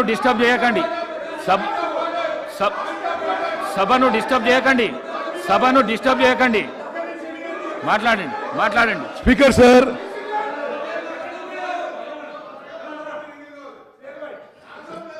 lower Maner dam, mid Maner dam, Yellampalli ప్రాజెక్టులు, ఈ 3 ప్రాజెక్టుల ద్వారా ఇచ్చిన గోదావరి నీళ్లనే గత ప్రభుత్వం కాళేశ్వరం నీళ్లుగా ప్రచారం చేసుకుంది. దేవాదుల ప్రాజెక్టు 2 దశలు పూర్తి కావడంతో పాటు కొంత ఆయకట్టుకి గత ప్రభుత్వాల హయాంలోనే నీళ్లందాయి. గత 10 ఏళ్లలో దేవాదుల ఫేజ్ 3 పనులు పూర్తయితే జనగాం ప్రాంతానికి సాగునీరు అందేది. ఉమ్మడి ఖమ్మం జిల్లాలోని రాజీవ్ సాగర్, ఇందిరా సాగర్ ప్రాజెక్టులను సీతారామ ఎత్తిపోతల పేరుతో రీడిజైన్ చేసి 7,000 కోట్లు ఖర్చు చేశారు. దీని కింద ఒక్క ఎకరం కూడా నీళ్లు ఇవ్వలేని విషయం ఈ సభ దృష్టికి తీసుకొస్తున్నా. ఉమ్మడి కరీంనగర్ జిల్లాలో పొడు ప్రభాకర్ గారు, ఉమ్మడి కరీంనగర్ జిల్లాలో గౌరవెల్లి ప్రాజెక్టును అక్కడే కూర్చొని పూర్తి చేస్తానని అన్న పెద్ద మనిషి పూర్తి చేయలేదనే విషయం నేను గుర్తు చేస్తున్నా. మహారాష్ట్ర నుంచి ఎస్ఆర్ఎస్పి ప్రాజెక్టుకు నీళ్లు రాకుంటే కాళేశ్వరం నుంచి నీళ్లు రివర్స్ ఎత్తిపోసేందుకు తలపెట్టిన ఎస్ఆర్ఎస్పి పునరుజ్జీవం ప్రాజెక్టు ఫలితం ఇవ్వలేకపోయింది. ఎల్లంపల్లి నుంచి తెచ్చిన నీళ్లను ఎస్ఆర్ఎస్పి కాలువ ద్వారా వివిధ దశల్లో లిఫ్ట్ చేసేందుకు చేపట్టిన ఈ ప్రాజెక్టు అంచనా వ్యయం 2 దాటింది. Doctor BR Ambedkar Pranahita Chevella project రీడిజైన్లో జరిగిన అనర్థాలు. గోదావరి నుంచి ఏటా సముద్రం వైపు పరుగులు తీస్తున్న నీటిని మెట్ట ప్రాంతాలకు మళ్లించాలనే లక్ష్యంతో ఉమ్మడి రాష్ట్రంలో జలయజ్ఞంలో భాగంగా డాక్టర్ బిఆర్ అంబేద్కర్ ప్రాణహిత చేవెళ్ల సుజల శ్రవంతి ప్రాజెక్టును ఆనాటి ప్రభుత్వం తలపెట్టింది. ప్రాణహిత నదిపై ఆదిలాబాద్ జిల్లా తుమ్మడిహెట్టి వద్ద బ్యారేజ్ నిర్మించాలని తలపెట్టారు. వార్దా, వైన్ గంగా నదులు కలిసి ప్రాణహిత నదిగా మారే స్థానం ఇది. ఇక్కడి నుండి 160 టీఎంసీ నీటిని ఎత్తిపోవాలని అప్పటి ప్రతిపాదన. ఈ ప్రాజెక్టు డిజైన్ ప్రకారం తుమ్మడిటి నుండి నీటిని వివిధ దశల్లో పంపింగ్ చేస్తూ 600 మీటర్ల ఎత్తున చేవెళ్ల వరకు వివిధ దశల్లో నీటిని లిఫ్ట్ చేయాల్సి ఉండే. 8 ఉమ్మడి జిల్లాలో 16,40,000 ఎకరాలకు సాగునీరు అందించడంతో పాటు దారిలో ఉన్న గ్రామాలకు హైదరాబాద్ నీటి తాగునీటి అవసరాలకు పారిశ్రామిక అవసరాలకు నీటిని కేటాయించే ప్రణాళిక. ఈ ప్రాజెక్టును 38,500 కోట్లతో మొదలు పెట్టగా గత ప్రభుత్వం రీడిజైన్ పేరుతో దీన్ని కాళేశ్వరం ప్రాజెక్టుగా మార్చి నిర్మాణ వ్యయాన్ని గత ప్రభుత్వం 1,47,000 కోట్లకు పెంచిన విషయం ఈ సభ ద్వారా నేను మరోసారి మరి ప్రజలకు తెలియజేస్తున్నాను. తుమ్మడి ఎట్టు వద్ద పనులు చేయకుండా 100 కిలోమీటర్ల దిగువన మేడిగడ్డ వద్ద కాళేశ్వరం ప్రాజెక్టును మొదలుపెట్టింది. ప్రాజెక్ట్ సైట్ను 100 కిలోమీటర్ల కిందికి మార్చినప్పటికీ ప్రాణహితలోని వచ్చే వరదపైనే ఆధారపడింది. తుమ్మడి నుంచి ఒక స్టేజ్లో ఎల్లంపల్లికి నీటిని పంపు చేసే ఆస్కారం ఉన్నా దాన్ని పక్కన పెట్టి 3 స్టేజీల్లో నీళ్లు ఎత్తిపోయటం నిర్వహణ పరంగా అది ఆర్థికంగా భారంగా మారింది. కేవలం 21 మీటర్లు మాత్రమే నీటిని ఎత్తిపోస్తే ఎల్లంపల్లికి నీళ్లు చేరడానికి బదులు 3 స్టేజీల్లో 50 మీటర్లు ఎత్తుకు లిఫ్ట్ చేసి తప్పుడు ప్రణాళికలు ఆలోచనలు చేశారు. ప్రాణహిత చేవెళ్ల ప్రాజెక్టును అర్ధాంతరంగా ఆపేయడంతో నష్టం జరిగింది. తుమ్మడి హెట్టు నుంచి 4 ప్రాజెక్ట్ ప్యాకేజీల్లో మైలారం వరకు 71 కిలోమీటర్లు గ్రావిటీ కాలువ తవ్వి లైనింగ్ చేసి వృధాగా వదిలేశారు. ఎల్లంపల్లికి ఎగువన 4-5 ప్యాకేజీల్లో 56,000 ఎకరాల ఆయకట్టుకు నీళ్లు అందకుండా పోయింది. తుమ్మడి హెట్టి కడితే ఇప్పటికే తవ్విన 2 టీఎంసీల గ్రావిటీ కాలువను ఉపయోగించుకొని ఆసిఫాబాద్, సిర్పూర్, బెల్లంపల్లి, చెన్నూరు, మంచిర్యాల నియోజకవర్గంలోని 2 లక్షల ఎకరాలకు నీళ్లు అందుతాయని ఆశపడ్డ రైతులు మోసపోయారు. అధ్యక్ష, వికారాబాద్ విషయం కూడా మీరు గమనించాలి. ఇటు రంగారెడ్డి జిల్లాలో 4 లక్షల ఎకరాల ఆయకట్టుకి నీరు అందకుండా పోయింది. చేవెళ్ళ, తాండూరు, పరిగి, వికారాబాద్ నియోజకవర్గంలోని ఆయకట్టును పాలమూరు రంగారెడ్డి ప్రాజెక్టులో చేర్చారు. కానీ ఆ ప్రాజెక్ట్ని 2 టీఎంసీలకి 2 టీఎంసీల నుండి తగ్గించి 1 టీఎంసీకి కుదించడంతో మొత్తంగా చేవెళ్ల ప్రాంత ఆయకట్టు ప్రమాదంలో పడింది. రీడిజైనింగ్ ఫలితంగా అధ్యక్ష, కరెంటు బిల్లు 10 రెట్లు పెరిగింది. 160 టీఎంసీలు ఎత్తిపోసే ప్రాణహిత కరెంటు బిల్లు 1000 కోట్లు మాత్రమే అవుతుందని అప్పట్లో అంచనా వేశారు. ఇప్పుడు కాళేశ్వరం నుంచి నీటిని లిఫ్ట్ చేసేందుకు ఏడాదికి 10,000 కోట్ల కరెంటు బిల్ అవుతుంది. కాళేశ్వరం ప్రాజెక్టు గురించి నేను కొన్ని విషయాలు ఈ సభ ద్వారా యావత్ తెలంగాణ ప్రజానికి తెలియజేయాలి. క్యాగ్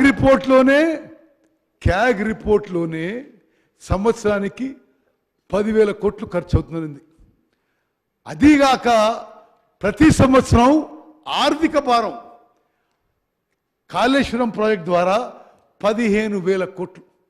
అంటే రాష్ట్రానికి కాళేశ్వరం ప్రాజెక్టు ద్వారా 25,000 కోట్ల ఆర్థిక భారం పడబోతున్న విషయం మరి గమనించాలని రిక్వెస్ట్ చేస్తున్నాను అధ్యక్ష. కాళేశ్వరం సమీపంలోని మేడిగడ్డ వద్ద గోదావరి నదిపై బ్యారేజ్ నిర్మించి అక్కడి నుంచి అన్నారం, అక్కడి నుంచి సుందిల్లా 3 చోట్ల 180 టీఎంసీల నీటిని లిఫ్ట్ చేసి శ్రీపాద ఎల్లంపల్లి ప్రాజెక్టుకు నీటిని లిఫ్ట్ చేసి తెలంగాణలోని 7 ఉమ్మడి జిల్లాలకు సాగునీటి అందించేందుకు ఈ భారీ ప్రాజెక్టు చేపట్టారు. కాలువలు, సొరంగాలు, లిఫ్ట్లు, పంప్ హౌజులు, జలాశయాలు, డిస్ట్రిబ్యూటర్ ద్వారా మొత్తం 19,63,000 ఎకరాలకి సాగునీటి అందించాలని ప్రతిపాదించారు.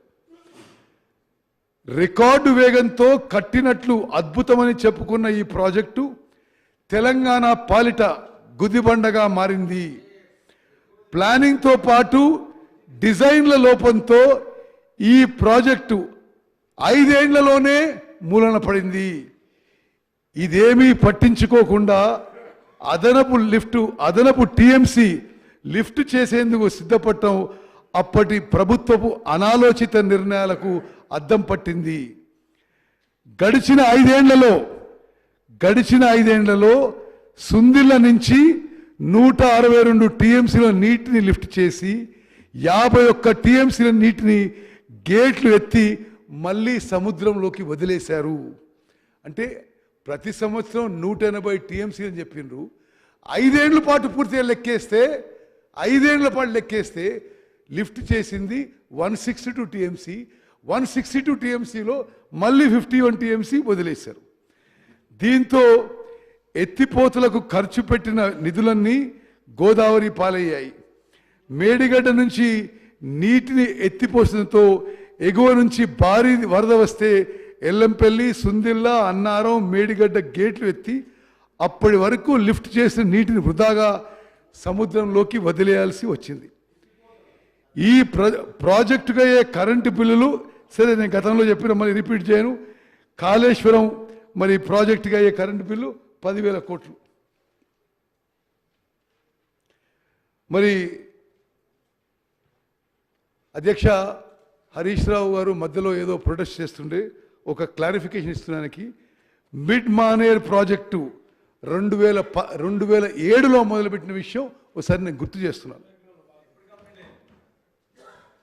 అధ్యక్ష, అదేవిధంగా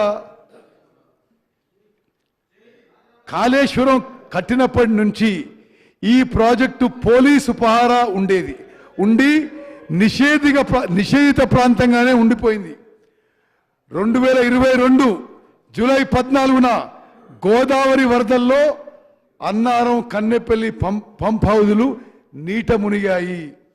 మోటార్లకు రక్షణగా నిర్మించిన ప్రొటెక్షన్ వాల్ కూలిపోయింది. అప్పుడే భారీ నష్టం జరిగింది. కాళేశ్వరం ప్రాజెక్టులో అత్యంత కీలకమైన మేడిగడ్డ బ్యారేజ్ 2023 అక్టోబర్ 21న కుంగిపోయింది. దీంతో ఈ ప్రాజెక్టులోని మిగతా బ్యారేజీల భవితవ్యం ప్రశ్నార్థకంగా మారింది. అధ్యక్ష, ఇది మా ఒపీనియన్ కాదు, ఇది నేషనల్ డ్యామ్ సేఫ్టీ అథారిటీ, ఇది మొత్తం జాతీయ స్థాయిలోనే డ్యామ్స్ బ్యారేజ్ మీద ఎక్స్పర్ట్ బాడీ, వాళ్ళు లిఖితపూర్వకంగా ఇచ్చారు. ఈ మేడిగడ్డ, అన్నారం, సుందిళ్ళ బ్యారేజీలు ఒకే టెక్నాలజీతో కట్టారు. మేడిగడ్డకి జరిగిన నష్టం అన్నారం, సుందిళ్ళలో కూడా జరిగే ప్రమాదం ఉందని చెప్పి స్పష్టంగా లిఖితపూర్వకంగా ఇవ్వడం జరిగింది. మరి ఇది వైట్ పేపర్లో ఉన్నట్టుగా నేను ఎన్డిఎస్ఏ రిపోర్టు, విజిలెన్స్ రిపోర్ట్ మళ్ళీ రిపీట్ చేయను. I'll go on to the next subject. అధ్యక్ష, ఏ ప్రాజెక్ట్ అయినా ఫైనాన్షియల్ వైబిలిటీ, కొంత ఫైనాన్షియల్ డిసిప్లిన్తో చేస్తే రాష్ట్రానికి మేలు జరుగుతుంది. గత ప్రభుత్వం 10 ఏళ్లలో అడ్డగోలుగా అవినీతి, ఫైనాన్షియల్ డిసిప్లిన్ లేకపోవడం ఈ రాష్ట్రానికి పర్మనెంట్గా శాపంగా మారబోతుంది. వాళ్ళు వదిలిపెట్టిపోయిన లక్షల కోట్ల అప్పులు మరి తెలంగాణ ప్రజానీకానికి ఎప్పటికీ గుదిబండగా మారబోతున్నాయి. బడ్జెట్ కేటాయింపులు, ఖర్చుల వివరాలు. తెలంగాణ ప్రాంతంలో సాగునీటి రంగానికి ఇప్పటి వరకు మొత్తం కేటాయించిన budget 1.87 lakh crores. 1.87 lakh crores. ఇందులో తెలంగాణ రాష్ట్రం ఏర్పాటు వరకు కేటాయించిన సొమ్ము 54,000 కోట్లయితే తెలంగాణ రాష్ట్రం ఏర్పడ్డ తర్వాత మరి 1.33 lakh crores కేటాయించడం జరిగింది. ఇది జస్ట్ గో బ్యాక్. ఈ బడ్జెట్ని ఈ టేబుల్ ద్వారా పూర్తిగా వివరించాం. ఎందుకు ఇంత డిఫరెన్స్ అంటే, బడ్జెట్ కేటాయించి సరిగ్గా ఉపయోగిస్తే బాగుండేది. వేస్ట్ఫుల్ అన్ప్రొడక్టివ్ ఎక్స్పెండిచర్ కరప్షన్తో అదంతా కూడా లోన్ రూపంలో వచ్చిన అది కూడా తెలంగాణ రాష్ట్ర ప్రజలకి శాపంగా మారిపోయింది. మరి సంవత్సరం వారీగా చేసిన ఖర్చుల వివరాలు మొత్తం ఖర్చు పెట్టింది 2,35,000 కోట్లు. ఇందులో తెలంగాణ రాష్ట్రం ఏర్పాటు కాకముందు ఖర్చు పెట్టింది 54,000 కోట్లు. తెలంగాణ ఏర్పడిన తర్వాత అంటే 1 జూన్ 2014 తర్వాత ఖర్చు పెట్టింది 1,81,000 కోట్లు, 1.81 lakh crores. నేను మళ్ళీ రిపీట్ చేస్తాను అధ్యక్ష. రాష్ట్ర ఏర్పాటుకు ముందు చేసిన ఖర్చు 54,000 కోట్లయితే అది కేవలం రాష్ట్ర నిధులు, రాష్ట్ర ఖజానా నుండి మాత్రమే ఖర్చు చేయబడింది. రాష్ట్రం ఏర్పడిన తర్వాత ఖర్చు చేసిన 1.81 lakh crores-లో 84,000 కోట్లు లోన్ ద్వారా, హై కాస్ట్ లోన్ ద్వారా తీసుకొచ్చిన విషయం కూడా నేను మీ ద్వారా యావత్ తెలంగాణ ప్రజానీకానికి తెలియజేస్తున్నాం.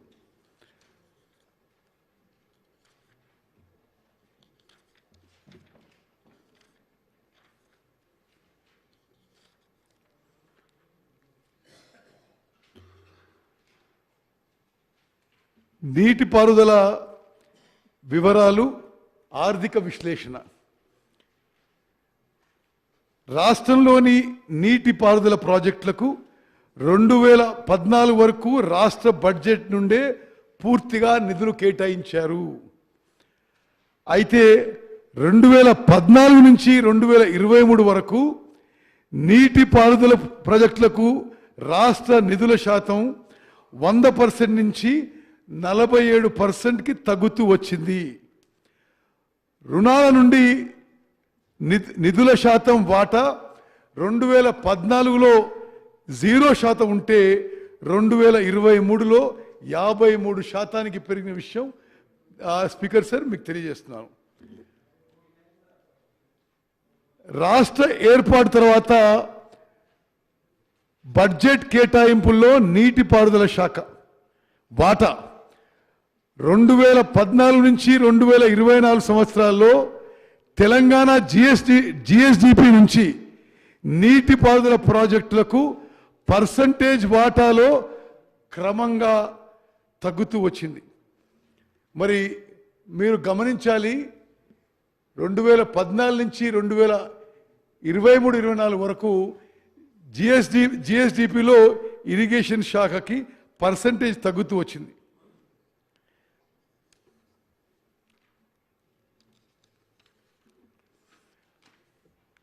అదేవిధంగా ఈ లోన్ల విషయంలో నేను ప్రత్యేకంగా ఎందుకు ప్రస్తావిస్తున్నానంటే,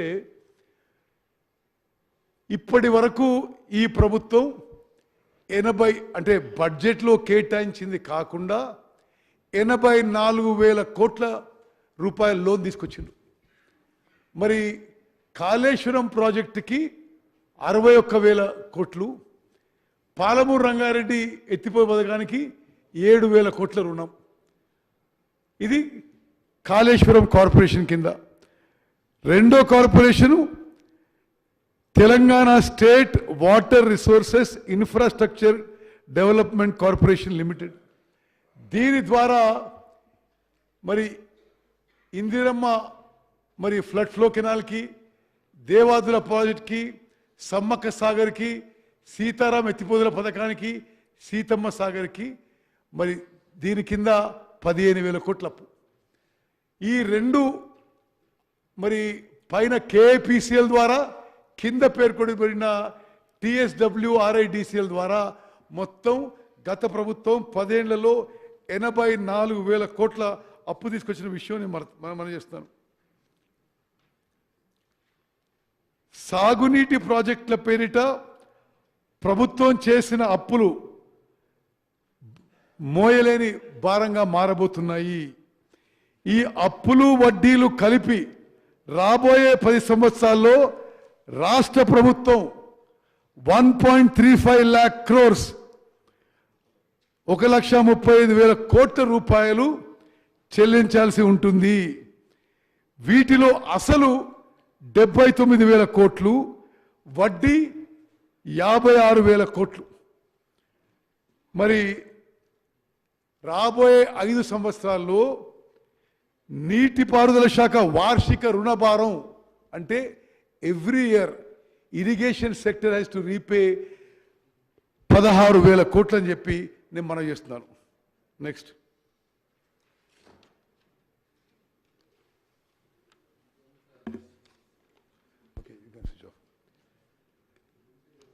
నేను అధ్యక్ష ఇంకో 3-4 మినిట్స్లో 5 మినిట్స్లో సమ్మరైజ్ చేసి ముగిస్తాను.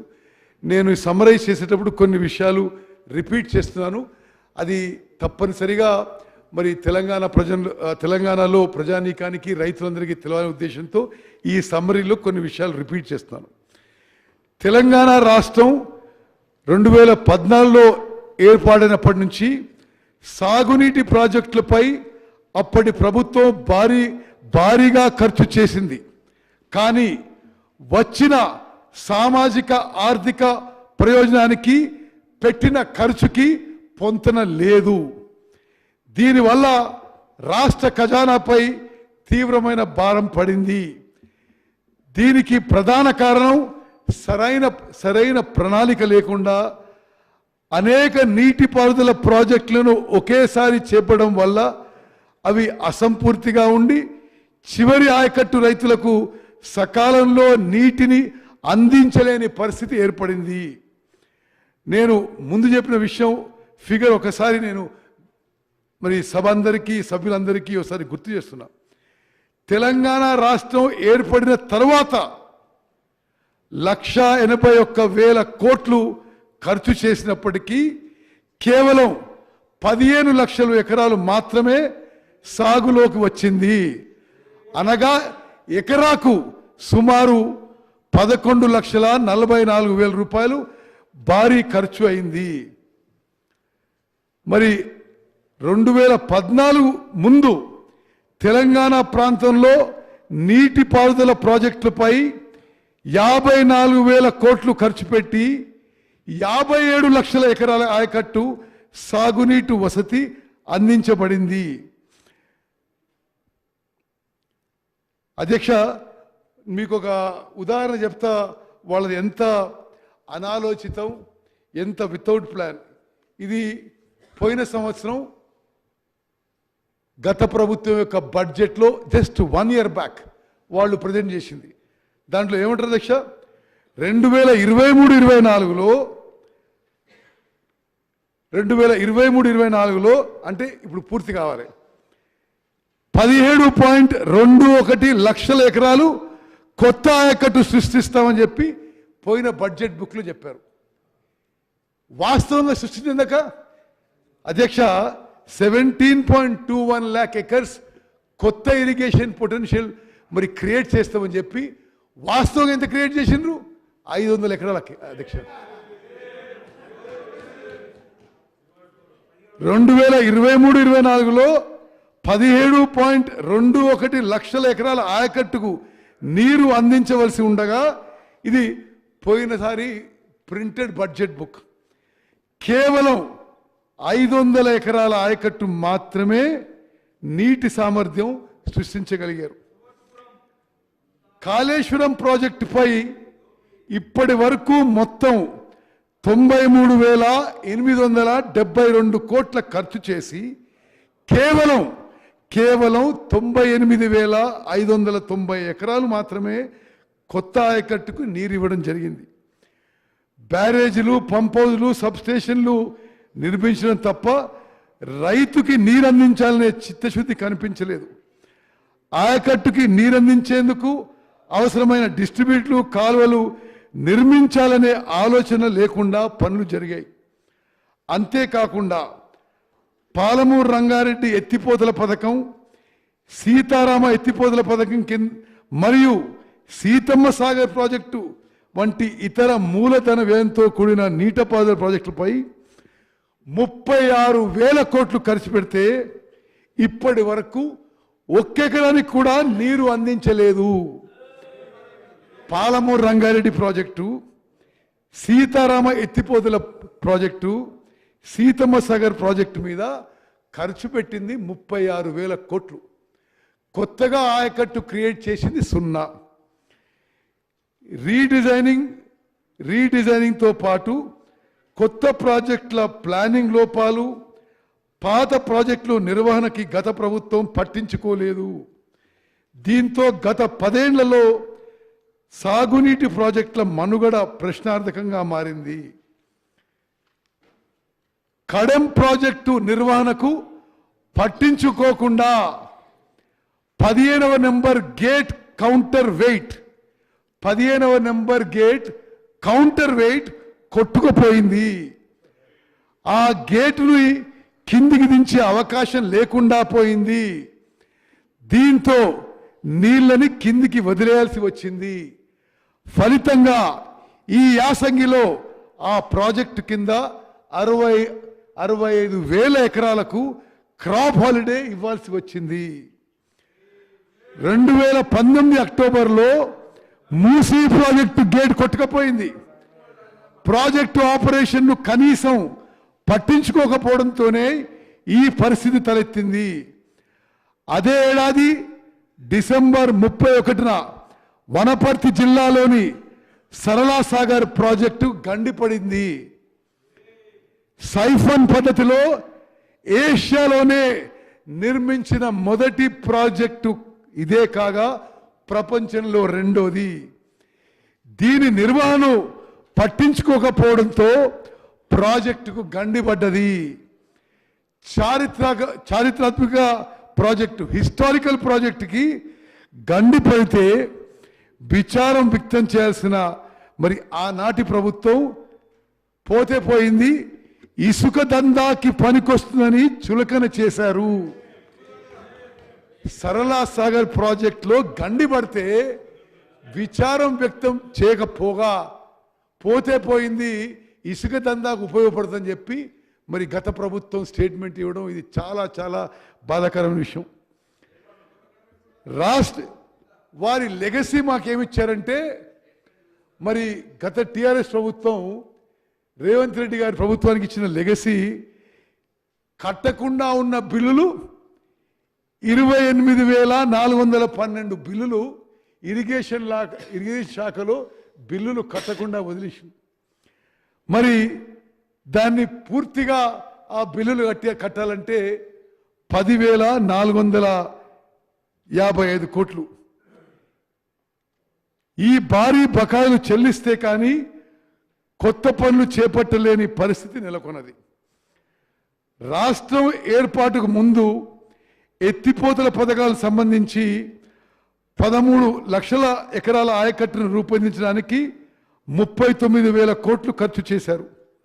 అయితే 2014 నుంచి 2023 వరకు 3 రెట్లు కంటే ఎక్కువ, అంటే 1,33,000 కోట్లు ఖర్చు చేసి 95,000 ఎకరాలు మాత్రమే కొత్త ఆయకట్టును సాగులోకి తీసుకొచ్చారు. నీటి వాటాల విషయంలో కూడా కొత్త టర్మ్స్ ఆఫ్ రెఫరెన్స్ తీసుకురావడానికి వారికి సుమారు 10 ఏళ్లు పట్టింది. అంటే కేంద్ర ప్రభుత్వాన్ని కొత్త టర్మ్స్ ఆఫ్ రెఫరెన్స్ నీటి వాటా కేటాయింపు డివిజన్ విషయంలో కూడా చాలా ఆలస్యం చేశారు. తెలంగాణ ప్రయోజనాలకు భంగం కలిగించే పోతిరెడ్డి విస్తరణ, రాయలసీమ ఎత్తిపోతల పథకాలను అడ్డుకోలేకపోయారు. నిర్మాణంలో ఉన్న రాయలసీమ ఎత్తిపోతల పథకం పూర్తయితే ఆంధ్రప్రదేశ్కి రోజుకి 9-10 టీఎంసీలు డ్రా చేసుకునే అవకాశం ఉంటుంది. మహబూబ్ నగర్ జిల్లా నివాసి ఒకరు నేషనల్ గ్రీన్ ట్రిబ్యునల్లో పిటిషన్ దాఖలు చేసే వరకు ఆనాటి తెలంగాణ ప్రభుత్వం నిద్ర నటించింది. పర్యావరణ అనుమతులు వచ్చే వరకు పనులు నిలిపేయాలని ఏపీని ఎన్జీటీ ఆదేశించింది. అధ్యక్ష, స్పీకర్ సార్, మరో ముఖ్యమైన విషయం, ఇప్పటికి కూడా ఆంధ్రప్రదేశ్ ప్రభుత్వం రాత్రిపూట ఫ్లడ్ లైట్స్ పెట్టి పనులు చేసింది తెలిసి ఈనాటి గౌరవ ముఖ్యమంత్రి రేవంత్ రెడ్డి గారి ప్రభుత్వం ఎన్జీటీలో ధిక్కరణ పిటిషన్ వేసి పనులు ఆగిపోయేలా చూడాలని మా ప్రభుత్వం ఇరిగేషన్ శాఖ అధికారులని ఆదేశించింది. పోతిరెడ్డిపాడు హెడ్ రెగ్యులేటర్ నుంచి 34 టీఎంసీకి మించి, అంటే చెన్నై నీటికి 15 టీఎంసీ, శ్రీశైలం రైట్ బ్రాంచ్ కెనాల్కి 19 టీఎంసీ, మరి అంతకంటే ఎక్కువ మళ్లించకుండా ఆంధ్రప్రదేశ్ని కట్టడి చేయలేకపోయారు. గత 5 ఏళ్లలో సగటున ఏడాదికి మరి 34 టీఎంసీ పోవాల్సింది 133 టీఎంసీ నీరు మళ్లించడం జరిగింది. పాలమూరు రంగారెడ్డి ఎత్తిపోతల పథకం, డిండి ఎత్తిపోతల పథకం మరియు శ్రీశైలం ఎడమగట్టు కాలువ వంటి కొనసాగుతున్న ప్రాజెక్టులను ఏపీఆర్ఏ 2014 షెడ్యూల్ 11లో చేర్చలేకపోయారు. మహారాష్ట్ర రాష్ట్రాన్ని లెండి ప్రాజెక్ట్ హెడ్ వర్క్స్ పనులను పూర్తి చేయడానికి ఒప్పించలేకపోయారు. కానీ రాష్ట్రంలో పనులపై 223 కోట్లు ఖర్చు పెట్టారు. అయితే మహారాష్ట్ర భూభాగంలో ప్రధాన పనులు పూర్తి కానందున వల్ల జుక్కల్ నియోజకవర్గంలో రైతులకు 22,000 ఎకరాలకు సాగునీరు అందడం లేదు. చివరిగా అధ్యక్ష, నేను ఒక నిమిషంలో ముగిస్తా. మా ప్రభుత్వ ప్రాధాన్యతలను వివరించి మరి ఈ ప్రజెంటేషన్ ముగిస్తా అని చెప్పి నేను మనవి చేస్తున్నా. అధ్యక్ష, కొనసాగుతున్న ప్రాజెక్టులని మా ప్రభుత్వం పూర్తి చేయడానికి సిద్ధంగా ఉన్నాము. తక్కువ వ్యయంతో అవినీతి రహిత ప్రణాళికతో ఎక్కువ ఆయకట్టు తీసుకురావడానికి ప్రాధాన్యం ఇస్తున్నాము. పెండింగ్లో ఉన్న కల్వకుర్తి ఎత్తిపోతల పథకం, భీమా ఎత్తిపోతల పథకం, నెట్టంపాడు ఎత్తిపోతల పథకం, కోయిల్ సాగర్ ఎత్తిపోతల పథకం, కొడంగల్ నారాయణపేట లిఫ్టిగేషన్ స్కీమ్, చిన్న Kaleshwaram project, AMRP SLBC, Sripada Yellampalli project, Indiramma వరద కాలువ, మిడ్ మానేర్, కొమరం భీం, దేవాదుల, గౌరవెల్లి రిజర్వాయర్ ప్రాజెక్టులని ఫాస్ట్ ట్రాక్లో తీసుకొని వీలైనంత తొందరగా పూర్తి చేసే ప్రయత్నం చేస్తున్నాము. డిండి వచ్చింది సరే, డిండి ప్రాజెక్ట్ కూడా యాడ్ చేస్తాం.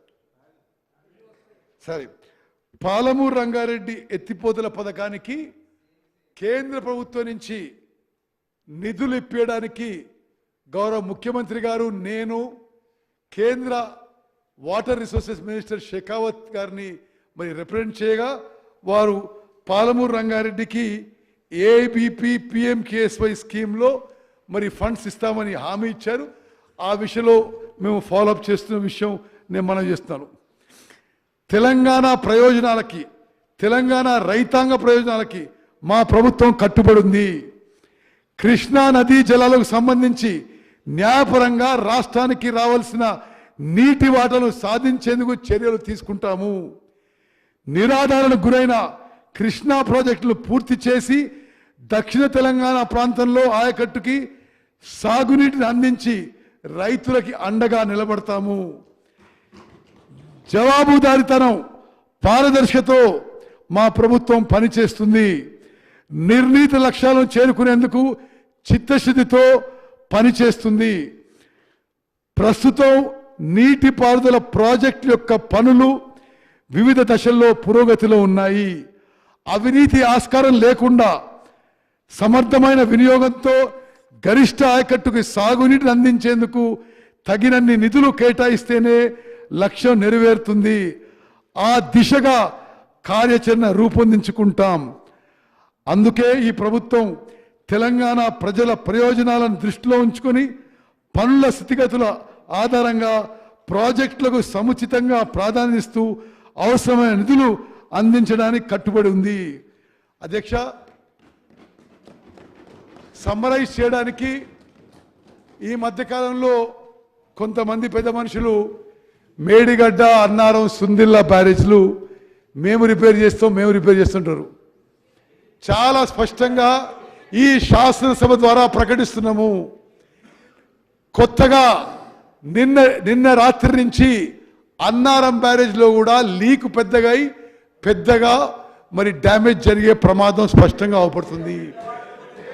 మరి గౌరవ ముఖ్యమంత్రి రేవంత్ రెడ్డి గారి నాయకత్వంలో ఆ 3 బ్యారేజీలను కూడా నేషనల్ డ్యామ్ సేఫ్టీ అథారిటీకి అప్పచెప్పి ఎంక్వైరీ చేయించి వారి ద్వారా వే ఫార్వర్డ్ అన్వేషించి ముందుకు పోతామని ప్రకటిస్తున్నాను.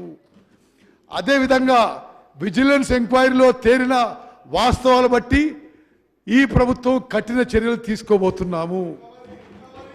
Controller and auditor general of India ఈ రాష్ట్రాన్ని గత ప్రభుత్వం నిర్వాహకం వల్ల మరి అప్పులో ఊబిలో మరి నెట్టేసిన విషయం కూడా తెలంగాణ ప్రజానీకానికి తెలియజేస్తున్నాము. కాళేశ్వరం ప్రాజెక్టుకి ప్రతి సంవత్సరం 10,000 కోట్ల ఎలక్ట్రిసిటీ బిల్లు, 15,000 కోట్ల మరి ఫైనాన్షియల్ బర్డన్ ప్రతి సంవత్సరం కాళేశ్వరం ప్రాజెక్ట్ ద్వారా రాష్ట్రానికి 25,000 కోట్ల బర్డన్ పడబోతున్న విషయం మరి ఆ ప్రాజెక్టు వాళ్ళు ప్రపంచంలోని అద్భుతమైన ప్రాజెక్టుగా మరి ప్రొపగాండా చేసుకున్న విషయం మరోమారు తెలంగాణ ప్రజానికాన్ని తెలియజేసి తప్పనిసరిగా ఏ ప్రాజెక్టులు అయితే త్వరితగతిన పూర్తి చేసి కొత్తగా ఆయకట్టు ఇవ్వగలుగుతామో ఈ ప్రభుత్వం ముందుకు పోతుంది. బడ్జెట్లో ప్రకటించినట్టుగా ఈ ఆర్థిక సంవత్సరంలో 7 లక్షల ఎకరాలు కొత్త ఆయకట్టు సృష్టించే విధంగా మేము ముందుకు పోతామని స్పష్టమైన ప్రకటన చేస్తూ మీరు ఈ సమయం ఇచ్చినందుకు ఈ పవర్ పాయింట్ ప్రెజెంటేషన్ అవకాశం ఇస్తూ ధన్యవాదాలు తెలియజేస్తూ ముగించుకుంటున్నాను. ధన్యవాదాలు. సభ్యులు దయచేసి సబ్జెక్ట్